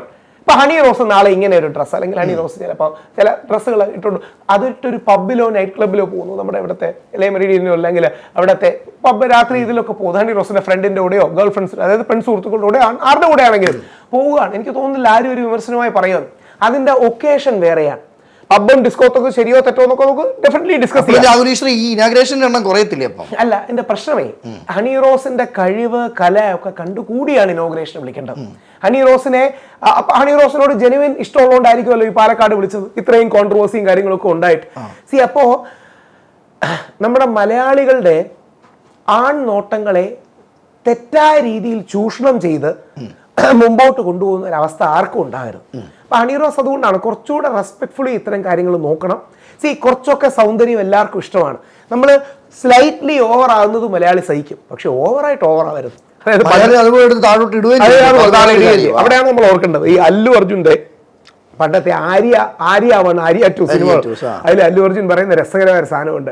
Allu Arjun വില്ലനോട് പറയാണ്, എടേ ഞാൻ ഓവറാണ് പക്ഷെ എന്നെക്കാട്ടി ഓവറാണല്ലോ നീ ഇന്ന്. അതായത് അപ്പം ഓവറാകാം പക്ഷെ ഓവറായിട്ട് ഓവറാകരുത്. അതിപ്പം അത് ഡ്രസ്സിങ്ങിന്റെ കാര്യത്തിലാണെങ്കിലും വാക്കിന്റെ കാര്യത്തിലാണെങ്കിലും നോക്കിലാണെങ്കിലും കുറച്ചൊക്കെ ഓവറാകുന്നത് നമുക്കൊരു ഹൈ തരും. കുറച്ച് ടെൻഷൻ, ഇൻസെക്യൂരിറ്റി, കളി, ഫൈറ്റ് ഇതിലൊക്കെ നമ്മളെല്ലാം ചെയ്യുന്നുള്ളതാണ്. ഞാൻ അങ്ങനെ ഹരിചന്ദ്രനോ ശ്രീരാമനോ ഒന്നുമല്ല, അങ്ങനെയാണെന്ന് ഞാൻ ഒരിക്കലും പറയത്തുമില്ല. പക്ഷെ ഓവറായിട്ട് ഓവറായാൽ സമൂഹത്തിന്റെ ഭാഗത്തു നിന്ന് റിയാക്ഷൻ ഉണ്ടാകും. ഈ ലൈൻ നമ്മൾ എവിടെ വരയ്ക്കുന്നു അതിനാണ് ഈ ചർച്ചകളെല്ലാം. ഈ ലക്ഷ്മണരേഖ നമുക്ക് എവിടെങ്കിലും വരയ്ക്കണമല്ലോ, അത് എവിടെ വരയ്ക്കുന്നു എന്നുള്ളതാണ് നമ്മുടെ എല്ലാ മാധ്യമ ചർച്ചകളുടെയും പ്രസക്തി. Where do we draw the line എന്ന് നമ്മൾ ഇംഗ്ലീഷിൽ പറയും. കേട്ടിരുന്ന് പോത്തേ ഉള്ളൂ കേട്ടോ. രാഹുൽ ഈശ്വർ പറയുന്ന ഓരോ വാക്കുകളും നമ്മുടെ ഈ സംസാരവും അരിയാഹാരം കഴിക്കുന്ന ഏതൊരു മലയാളികൾക്കും മനസ്സിലാവും. അപ്പോൾ എൻ്റെ ഒരു ചോദ്യം എന്ന് പറയുന്നത്, രാഹുൽ ഈശ്വർ ഓരോ കാര്യത്തിന് മുന്നിട്ടിറങ്ങുന്നു, ഓരോ കാര്യങ്ങൾ തീവ്രമായി സംസാരിക്കുന്നു. ഇതിൻ്റെ ഒരു ദൈർഘ്യം എത്ര നാൾ? ഈ ചർച്ച തീരുന്നിടം വരെയാണോ അതോ ഇത് വിട്ടുകൊടുക്കാൻ തയ്യാറല്ല? അല്ല, നമ്മൾ ആത്മാർത്ഥമായി ഇടപെടുകയാണെങ്കിൽ നമ്മൾ പറയുന്ന കാര്യത്തിന് സത്യവും ശരിയും ഉണ്ടെങ്കിൽ അത് നിലനിൽക്കുകയും ജയിക്കുകയും ചെയ്യും. ഞാൻ പറയണ 100 കാര്യങ്ങളും അങ്ങനെ ശരിയായി വന്നു എന്നുള്ളതല്ല, എനിക്കും എൻ്റെതായ ധാരാളം അബദ്ധങ്ങൾ പറ്റിയിട്ടുണ്ട്. രാഹുൽ ഈശ്വർ ഈ സത്യത്തിന്റെ കേസ് പറഞ്ഞപ്പോൾ എനിക്ക് ചൂണ്ടിക്കാണിക്കാനുള്ള ഒരു കാര്യം, ഗ്രീഷ്മയെ തന്നെ എടുത്തോ. ഗ്രീഷ്മ ഇപ്പോൾ എല്ലാവരും സ്റ്റാറ്റസ് ഇടുന്നുണ്ട് ഗ്രീഷ്മ വധക്കേസിന് അല്ലേ. അല്ല, ഞാൻ ഏറ്റവും ബഹുമാനത്തോടെ പറഞ്ഞോട്ടെ, ജസ്റ്റിസ് കമാൽ പാഷ സാറിനെ പോലൊരു ഹൈക്കോടതി ജഡ്ജി, അങ്ങനെ ഒരുപക്ഷെ ടി വി കേട്ടോന്നറിയില്ലെങ്കിൽ നിർബന്ധം കേട്ട് കാണും, എല്ലാവരും കേട്ട് കാണും. ഗ്രീഷ്മ ഒരു കോണർ ചെയ്യപ്പെട്ടപ്പോൾ ഗതിയില്ലാതെ ചെയ്തതാണ്. അതായത് ഒരിടത്തിന് വിഷം കലക്കി കൊടുത്തതിനെ കുറിച്ചാണ് പറയുന്നത്. കഷായം എന്തുകൊണ്ട് കുടിച്ചു? 2 അവൻ പോയത് പ്രാർത്ഥിക്കാനൊന്നും അല്ലല്ലോ എന്ന് പറഞ്ഞാൽ സെക്സിന് പോയി എന്ന അർത്ഥത്തിലാണ്. അവൻ പോയത് പ്രാർത്ഥിക്കാനൊന്നും അല്ലല്ലോ. അവസാനം ഗത്യന്തരമില്ലാതെ ഗ്രീഷ്മ കഷായം അന്തസ്സോടെ കലക്കി കൊടുത്തു. ഇത് പറയുന്നത് ഒരു ഹൈക്കോടതി ജഡ്ജിയാണ്. അന്തസ്സോടെ കലക്കി കൊടുത്തു എന്നൊക്കെ. ഒരുത്തരെ വിഷം കൊടുത്ത് കൊന്നതല്ലേ. അതായത് 11 ദിവസം വെള്ളം കുടിക്കാതെ മരിച്ചൊരുത്തനാണ് നമ്മുടെ ഷാരൻ. ഈ മനുഷ്യനെ, ഈ ആന്തരിക അവയവങ്ങൾ ദ്രവിച്ച് അഴുകി മരിച്ച മനുഷ്യൻ മരണക്കിടക്കയിൽ പോലും ഗ്രീഷ്മയെ സ്നേഹിച്ചിരുന്നു. കോടതിയുടെ ഉത്തരവുകളാണ്, കോടതി വിധി എന്ന് ഞാൻ പറയണേ. അതായത് നമ്മുടെ ബഷീർ സാറിന്റെ കോടതിയിൽ വിധിനകത്ത് എഴുതി വെച്ചിട്ടുണ്ട്, മരണക്കിടക്കയിൽ അവൻ ഗ്രീഷ്മയെ സ്നേഹിച്ചു, വാവേ എന്നാണ് വിളിച്ചത്.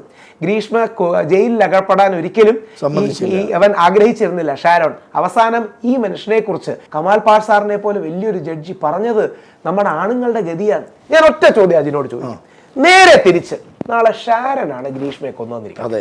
ഷാരൻ വിഷം കൊടുത്ത് ഗ്രീഷ്മ ഇതേപോലെ മരിച്ചു. 11 ദിവസം വെള്ളം കുടിക്കാൻ കഴിയാതെ ആന്തരിക അവയവങ്ങൾ അഴുകി ദ്രവിച്ചു മരിച്ചു എന്നിരിക്കട്ടെ. Rahul Easwar T V channel വന്നിരുന്നിട്ട് ഗ്രീഷ്മ പോയത് പ്രാർത്ഥിക്കാനൊന്നും അല്ലല്ലോ, അജിൻ മിടുക്കനായ പയ്യനാണ്, അവന് റാങ്കൊക്കെ കിട്ടിയിട്ടുണ്ട്. അജിൻ അവസാനം ഗതിയില്ലാതെ കോണർ ചെയ്യപ്പെട്ടപ്പോ ഒരു കഷായം അന്തസ്സായിട്ട് അങ്ങ് കലക്കി കൊടുത്തു എന്ന് പറഞ്ഞാൽ അവിടെ നിൽക്കുന്നില്ല, എന്നെ അറസ്റ്റ് ചെയ്യും, എന്നെ അറസ്റ്റ് ചെയ്യണം. അങ്ങനെ ഞാൻ പറഞ്ഞ എന്നെ അറസ്റ്റ് ചെയ്യണം. കമാൽ പാഷാറിനെ അറസ്റ്റ് ചെയ്യണമെന്നല്ല കേട്ടോ, അങ്ങനെ ഞാൻ ചിന്തിക്കുക പോലുമില്ല. പക്ഷെ കമാൽ പാഷാർ പറഞ്ഞ ശരിയല്ല എന്ന് പറയാൻ ഒരു മാന്യത നമ്മൾ കാണിക്കണം. അല്ലെ, ആ വ്യക്തിക്ക്, ആ അഡ്വക്കേറ്റിന് ഇതുപോലൊരു മകൻ ഉണ്ടെങ്കിൽ ആ വ്യക്തി അങ്ങനെ പറയും. ഞാൻ അങ്ങനെയും പറയുന്നില്ല.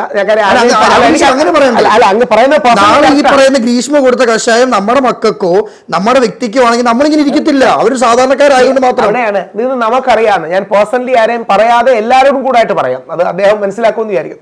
നമ്മുടെ ആർക്കെങ്കിലുമാണ് ഇത് സംഭവിച്ചത്, നമ്മുടെ അടുത്ത സുഹൃത്ത്, സഹോദരൻ, മകൻ, അച്ഛൻ, അല്ലെങ്കിൽ ആർക്കെങ്കിലും നമുക്ക് സംഭവിച്ചിരുന്നെങ്കിൽ ആലോചിച്ച് നോക്കാം. മരിച്ച ആളെ പോലും വെറുതെ വിടുന്നില്ല, മരിച്ച ഒരാളെ വേട്ടയാടുകയാണ്. അതായത് ആ മനുഷ്യൻ അല്ലെങ്കിൽ ആ പയ്യൻ, 23 വയസ്സുള്ള പയ്യൻ മരിച്ചു. ആ മരിച്ച പയ്യനെ കൊണ്ടുപോലും മോശം പറയുകയാണ്. അതും കോടതി എക്സ്പ്ലിസിറ്റ്ലി തെറ്റാന്ന് കണ്ടെത്തിയ കാര്യങ്ങൾ.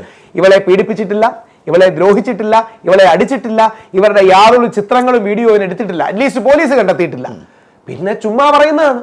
ഇനി 2, ഗ്രീഷ്മ ഇത്രയൊക്കെ പറഞ്ഞല്ലോ, അവളുടെ വീഡിയോ എടുത്തു, സാധനങ്ങളൊക്കെ. വെറുതെ ഗ്രീഷ്മ ഒരു തുണ്ട് പേപ്പറിൽ പോലീസിന് പരാതി എഴുതി കൊടുത്ത് ഇവരെന്നെ വിവാഹ വാഗ്ദാനം നൽകി പീഡിപ്പിച്ചു എന്ന് പറഞ്ഞാൽ ഗ്രീഷ്മ പുറത്ത് അതിജീവിതയായി വിലസും, ഷാരനകത്ത് ജയിലിൽ കിടക്കും.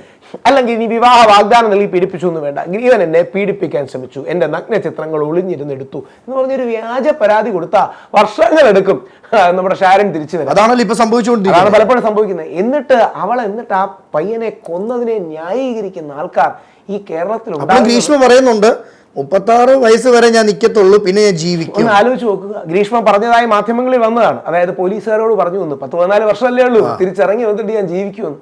ആലോചിച്ച് നോക്കുക. അങ്ങനെ നാളെ ഷാരൻ ഗ്രീഷ്മയെ കുറിച്ച് പറഞ്ഞിരുന്നെങ്കിലോ? ഈ അഡ്വക്കേറ്റ്, ഞാൻ ഒരു കാര്യം ചോദിച്ചോട്ടെ. ഇപ്പം ഗ്രീഷ്മ ഇപ്പം നാളെ ഇപ്പം വരുന്ന സ്റ്റാറ്റസുകളിലാണെങ്കിലും ആൾക്കാർ പറയുന്നതാണെങ്കിലും ഗ്രീഷ്മയ്ക്ക് വധശിക്ഷ ഉറപ്പിച്ചു. ഇതിലൊരു അഡ്വക്കേറ്റ് എന്നല്ല ഞാൻ വ്യക്തമായിട്ട് ചോദിക്കുക, മേൽക്കോടതി ചെന്ന് കഴിയുമ്പോൾ ഇത് മാറുമോ ഇല്ലയോ? മാറാനാണ് സാധ്യത. അത് കമാൽ പാഷാർ പറഞ്ഞ സത്യമാണ്, അത് നിയമപരമായ സത്യമാണ്. ഇന്ത്യയിലെ വധശിക്ഷകളെ ബച്ചൻ സിംഗിന്റെ കേസാണ് നിർണ്ണയിക്കുന്നത്. ബച്ചൻ സിംഗ് ആണ് സുപ്രീം കോടതി കൊടുത്തിരിക്കുന്ന ഒരു യാർഡ് സ്റ്റിക്ക്. അതിലാണ് റെയറസ്റ്റ് ഓഫ് റെയർ, അപൂർവങ്ങളിൽ അപൂർവം എന്ന് പറയുന്ന കേസ് വരുന്നത്. ഇത് ആ റെയറസ്റ്റ് ഓഫ് റെയറിലേക്ക് വരാനുള്ള സാധ്യതകൾ കുറവാണ്. അങ്ങനെ വരുമെന്ന് എനിക്കറിയില്ല, കുറവാണ്. അത് കമാൽ പാഷാർ പറയുന്നത് നിയമപരമായി ശരിയാണ്, സാങ്കേതികമായി ശരിയാണ്. പക്ഷേ നമ്മൾ സ്വന്തം ആരെങ്കിലും മരിക്കുമ്പം സാങ്കേതികമായി നീ ചത്തു എന്ന് പറയാറില്ല. നമ്മുടെ ആരുടെയെങ്കിലും, നിങ്ങൾ ശ്രദ്ധിച്ചിട്ടുണ്ടോ, നമ്മുടെ പ്രിയപ്പെട്ടവരോ ബന്ധുക്കളോ ആരെങ്കിലും മരിക്കുമ്പോൾ നമ്മൾ മരിച്ചു എന്നല്ല, പോയി എന്നാണ് പറയാറുള്ളത്. തീർച്ചയായിട്ടും. എന്തുകൊണ്ടാ അവരങ്ങനെ മരിച്ചു എന്ന വാക്ക് നമുക്ക് പറയാൻ പോലും പറ്റത്തില്ല. അവര് പോയി, അല്ലെങ്കിൽ അവർ സ്വർഗത്തിൽ പോയി, ഇനി മേളിൽ നിന്ന് നമ്മളെ നോക്കുമായിരിക്കും എന്നൊക്കെ പറയും. നമ്മൾ ആരെങ്കിലും വന്ന് ഡേ അവൻ ചത്ത് എന്ന് പറയാറില്ലല്ലോ. ശരിക്കും എന്താ തെറ്റെങ്കിലും പറഞ്ഞു അവൻ ചത്തു എന്ന് പറഞ്ഞാൽ ശരിയാണ്, മരിച്ചു എന്നല്ലേ അർത്ഥമുള്ളൂ. പക്ഷെ അങ്ങനല്ല, നമുക്കൊരു സെൻസിറ്റിവിറ്റി കാണും, ബഹുമാനം കാണും, മര്യാദ കാണും, മാന്യത കാണും. ആ മാന്യത ഷാരോണോട് ഇവിടെ പലരും കാണിക്കുന്നില്ല. കാരണം എന്താ? മറുഭാഗത്ത് ഇങ്ങനെ പറഞ്ഞാൽ കൈയടിക്കുന്ന ഫെമിനിസ്റ്റുകളുണ്ട്, അല്ലെങ്കിൽ തീവ്ര ഫെമിനിസ്റ്റുകളുണ്ട് എന്നിവർക്കറിയാം. മറുഭാഗത്ത് ഈ സോകോൾഡ് തീവ്ര ഫെമിനാസികളെ ഈ പ്രീണിപ്പിക്കാൻ വേണ്ടി, കൈഡിക്ക് വേണ്ടി പറയുന്നതാണ്. എനിക്ക് ഋഷിരാജ് സിംഗ് സാറിനെ വലിയ ഇഷ്ടമാണ്. നമുക്കെല്ലാം അറിയാം, സിംഗം, യഥാർത്ഥ ലൈഫിലെ മറ്റേ സിംഗം സൂര്യ ഋഷിരാജ് സിംഗ് സാറ് പറഞ്ഞു ഓർമ്മയില്ലേ കുറച്ചു കാലം മുമ്പ്, 14 സെക്കൻഡ് ഒരു പെൺകുട്ടിയെ നോക്കിയാൽ നിങ്ങളെ ജയിലിലിടുമെന്ന്. അങ്ങനെ ഏത് നിയമമാണുള്ളത്? ചുമ്മാ ഒരു ഗുമ്മിന് വേണ്ടി പറയുക, അങ്ങനെ കണ്ണ് പൊട്ടിക്കണം അല്ലേ?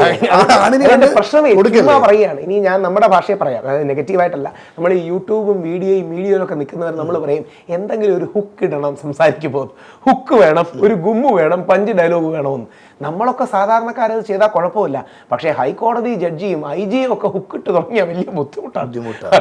അതായത് നമ്മൾ സാധാരണക്കാരാണ്, നമ്മൾ സംസാരിക്കുന്ന മോഡലിൽ ഒരു IG ഓക്കെ ഇന്ന് ഞാനൊരു ഹുക്ക് ഇട്ടാലോ, 14 സെക്കൻഡ് കാര്യം പറഞ്ഞാലോ എന്നോ, ഒരു ജഡ്ജി വന്ന് രേഷ്മയെ ന്യായീകരിക്കുകയോ ചെയ്ത അങ്ങനെ ഹുക്കിട്ടെ അവരെ പോലെ വലിയ മനുഷ്യർ, നമ്മളൊക്കെ സാധാരണക്കാരാണ്, സംസാരിച്ചു തുടങ്ങിയ വലിയ ബുദ്ധിമുട്ടാവും ഈ നാടിൻ്റെ അവസ്ഥ. രാഹുൽ ഈശ്വർ ഇപ്പം പറഞ്ഞപ്പം, രാഹുൽ ഈശ്വർ ഈ ഗ്രീഷ്മയ്ക്ക് വധശിക്ഷ ഇല്ലാതെ പുറത്തു വന്നു, ആ വ്യക്തിക്കുള്ള കോൺഫിഡൻസ് കൂടുതലല്ലേ, എന്നെ ആർക്കും ഒന്നും ചെയ്യാൻ പറ്റത്തില്ല. അങ്ങനെയല്ല, ഈ ജയിലിൽ കിടക്കുമ്പോഴേ ഒരുപാട് പേർക്ക് വലിയ മാനസാന്തരമൊക്കെ ഉണ്ടാവും. അങ്ങനെ മാനസാന്തരമുള്ള ഗ്രീഷ്മയാണോ ഞാൻ വരും ഞാൻ ജീവിക്കും എന്ന് പറയുന്നത്? ഗ്രീഷ്മയ്ക്ക് അങ്ങനെ വരുമെന്ന് എനിക്കറിയില്ല. പ്രത്യേകിച്ച് ഗ്രീഷ്മയുടേതായി ഇങ്ങനെ ഒരു സ്റ്റേറ്റ്മെന്റ് വന്നതോടുകൂടി. പക്ഷേ 10-14 വർഷം കിടക്കുമ്പോൾ മാറും. അതായത് നമ്മുടെ നിയമം പ്രധാനമായിട്ട് റിഫർമേറ്റീവാണ്.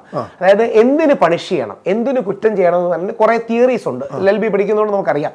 ചിലത് റിഫർമേറ്റീവ് ആണ്, അതായത് ഒരാളെ നന്നാക്കാനാണ്. ചിലത് ഡിറ്ററന്റ് ആണ്, ഇനി ബാക്കിയുള്ളവർ ചെയ്യാതിരിക്കാനാണ്. അങ്ങനെ ഒരുപാട് തിയറീസ്. നന്നാക്കാനെന്ന് പറഞ്ഞപ്പോൾ അതായത് കഷായം എങ്ങനെ കുറച്ചുകൂടെ കൂട്ടിക്കൊടുക്കാനുള്ള. അവിടെയാണ് ഗ്രീഷ്മ ചെയ്തത് 100% തെറ്റാണ്. എൻ്റെ ഉള്ളിൻ്റെ ഉള്ളിലുള്ള ഞാനെന്ന സാധാരണ മനുഷ്യന്റെ ആഗ്രഹം, ഷാരോണെ ഇഷ്ടപ്പെടുന്ന അല്ലെങ്കിൽ ഇതിൽ നിന്ന് മനസ്സിലാക്കിയ ഷാരോണെ TV-യിൽ നിന്ന് മനസ്സിലാക്കിയ മാധ്യമങ്ങളിൽ നിന്ന് മനസ്സിലാക്കിയ എൻ്റെ ഇഷ്ടം ഷാരോണ് നീതി വേണം, ഷാരോണിൻ്റെ അച്ഛനും അമ്മയ്ക്കും സന്തോഷം നൽകുന്ന ഇതേപോലൊരു കടുത്ത വിധിന്യായമാണ് ഞാൻ ആഗ്രഹിക്കുന്നത്. പക്ഷേ റിയലിസ്റ്റിക്കലി രാഹുൽ ഈശ്വർ എന്ന അഡ്വക്കേറ്റിനോട് ഞങ്ങൾ പ്രേക്ഷകർ ഒന്നടക്കം ചോദിക്കുകയാണ്, ഇപ്പോൾ വധശിക്ഷ കിട്ടിയെന്ന് പറഞ്ഞു, ഇനി മേൽക്കോടതി ചെന്ന് കഴിയുമ്പോൾ ഇത് സംഭവിക്കാൻ പോകുന്നത് എന്താണ്? അതായത് മേൽക്കോടതി ചെല്ലുമ്പോൾ ഇവർ വാദിക്കാൻ പോകുന്ന 2-3 ആസ്പെക്ട്സ് ഉണ്ട്. ഒന്ന്, മിറ്റിഗേറ്റിംഗ് സർക്കംസ്റ്റാൻസുകൾ ഉണ്ടെന്ന് വാദിക്കും. എന്ന് പറഞ്ഞാൽ ലീഗൽ ഭാഷയിലോ സാധാരണ ഭാഷയിലോ രേഷ്മയ്ക്ക് എങ്ങനെ ചെയ്യാൻ കമ്പല് ചെയ്യുന്ന ചില സാഹചര്യങ്ങളുണ്ടെന്ന് വാദിക്കും. അത് കോടതി അക്സെപ്റ്റ് ചെയ്യണമെന്നില്ല, വാദിക്കും. ആ വാദത്തിന് കളവെടുക്കാൻ വേണ്ടിയാണ് ഇപ്പോഴേ കഥ പറഞ്ഞു തുടങ്ങുന്നത്. ഇവനെ പീഡിപ്പിച്ചു എന്നൊക്കെ പറഞ്ഞ് കഥ പറഞ്ഞു തുടങ്ങുന്നത്. ഫോട്ടോ ഉണ്ട്, നറേറ്റീവ് ബിൽഡിംഗ്, ഫോട്ടോ ഉണ്ട്, വീഡിയോ ഉണ്ട്, ഗത്യന്തരമില്ലാതെ അവൾ ചെയ്തു എന്നൊക്കെ കള്ളമാണ്. പക്ഷെ എന്നിരുന്നാലും പറയാൻ പോകുന്നത് ആ വാദഗതികളാണ്. അതിനെ സപ്പോർട്ട് ചെയ്യാനായിട്ട് അവർ പറയാൻ പോകുന്നത് രേഷ്മയടക്കം ഒന്ന് ആത്മഹത്യ ചെയ്യാൻ ശ്രമിക്കുകയും മജിസ്ട്രേറ്റിന് രേഷ്മ മൊഴി കൊടുത്തു, മരണമൊഴി പോലെ കൊടുത്തു, അപ്പോൾ ആ മരണമൊഴിയെ വാലിഡായിട്ട് എടുക്കണം, ആ മരണമൊഴിയുടെ ഭാഗമായിട്ട് ഇതെല്ലാം ഉണ്ടെന്നാണ് പറയാൻ പോകുന്നത്. ശരിയോ തെറ്റോ, എനിക്കതിൽ വിശ്വാസമില്ല, ശരിയോ തെറ്റോ. 3, പ്രതിക്ക് 24 വയസ്സേ പ്രായമുള്ളൂ അല്ലെങ്കിൽ 25 വയസ്സേ പ്രായമുള്ളൂ കേസ് വരുന്നത് വെച്ച്. അതുകൊണ്ട് തന്നെ ആ വ്യക്തിക്ക് നന്നാവാനും റിഫോം ചെയ്യാനും സാധ്യത. പഠിക്കാൻ മെഡൽ കിട്ടിയിട്ട് വേണം മുഖ്യമന്ത്രിയാകാൻ. നമ്മള് കോടതി വരുമ്പം എന്താ പറയുക, കുറച്ചുകൂടെ ഷാർപ്പായിട്ട് യങ് ആണ്, അവർക്ക് റിഫോം ചെയ്യാൻ ചാൻസ് ഉണ്ട്, അതുകൊണ്ട് ലീനിയൻസി കാണിക്കണമെന്ന് പറയും. അങ്ങനെ ഒരു പക്ഷേ തൂക്കുകയർ മാറ്റി കൊടുക്കാൻ സാധ്യതയില്ലാതില്ല. പക്ഷേ ബഷീർ സാറ് ചെയ്ത നല്ല കാര്യം, ബഷീർ എന്ന് പറഞ്ഞ ജഡ്ജി, ഇപ്പം ഈ രേഷ്മയ്ക്ക് തൂക്കുകയർ വിധിച്ച ജഡ്ജി ചെയ്ത നന്മയെന്ന് പറഞ്ഞാൽ സമൂഹത്തിലൊരു ശക്തമായ മെസ്സേജാണ് കൊടുത്തത്. ഇനിയും ഇങ്ങനത്തെ ക്രൈംസ് പാടില്ല, ഇനി ആവർത്തിക്കരുത്. അങ്ങനെ പറയുമ്പോൾ സമൂഹത്തിനൊരു ഫിയർ ഓഫ് ലോ ഉണ്ടാവും. അതായത് നീ തൂക്കിക്കൊല്ലപ്പെടും. ഞങ്ങളൊക്കെ എന്തുകൊണ്ടാണ് എന്നും പറയുന്നത്, ഈ റേപ്പ് ആൻഡ് മർഡറിന് തൂക്കിക്കൊല തന്നെ കൊടുക്കണം. ഇപ്പം RG കർ എന്ന് പറയുന്ന നമ്മുടെ വെസ്റ്റ് ബംഗാളിൽ ഒരു മെഡിക്കൽ കോളേജിൽ ഒരു പെൺകുട്ടിയെ റേപ്പ് ചെയ്ത് കൊന്ന സംഭവമുണ്ട്. അപ്പം ചില നമ്മുടെ ഇവിടുത്തെ ഫെമിനിസ്റ്റുകളും അവരുടെ മാധ്യമങ്ങളും ലിബറൽ മാധ്യമങ്ങളും എന്നെ ബാലൻസ് ചെയ്യാൻ വേണ്ടി വിളിച്ചു ചോദിച്ചു, നിങ്ങൾ രേഷ്മയ്ക്ക് തൂക്കുകയർ കിട്ടിയപ്പം ഓക്കെ ആണെന്ന് പറഞ്ഞല്ലോ, RG കറിലെ ആ വ്യക്തിയെ, പെൺകുട്ടിയെ റേപ്പ് ചെയ്ത് കൊന്ന വ്യക്തിയെ തൂക്കിക്കൊല്ലണമെന്ന്, അവനെ ജീവപര്യന്തേ കിട്ടിയുള്ളൂ.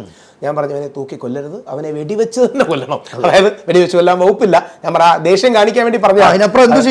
പറ്റുമെങ്കിൽ 2 തവണ അവനെ തൂക്കി കൊല്ലണോ.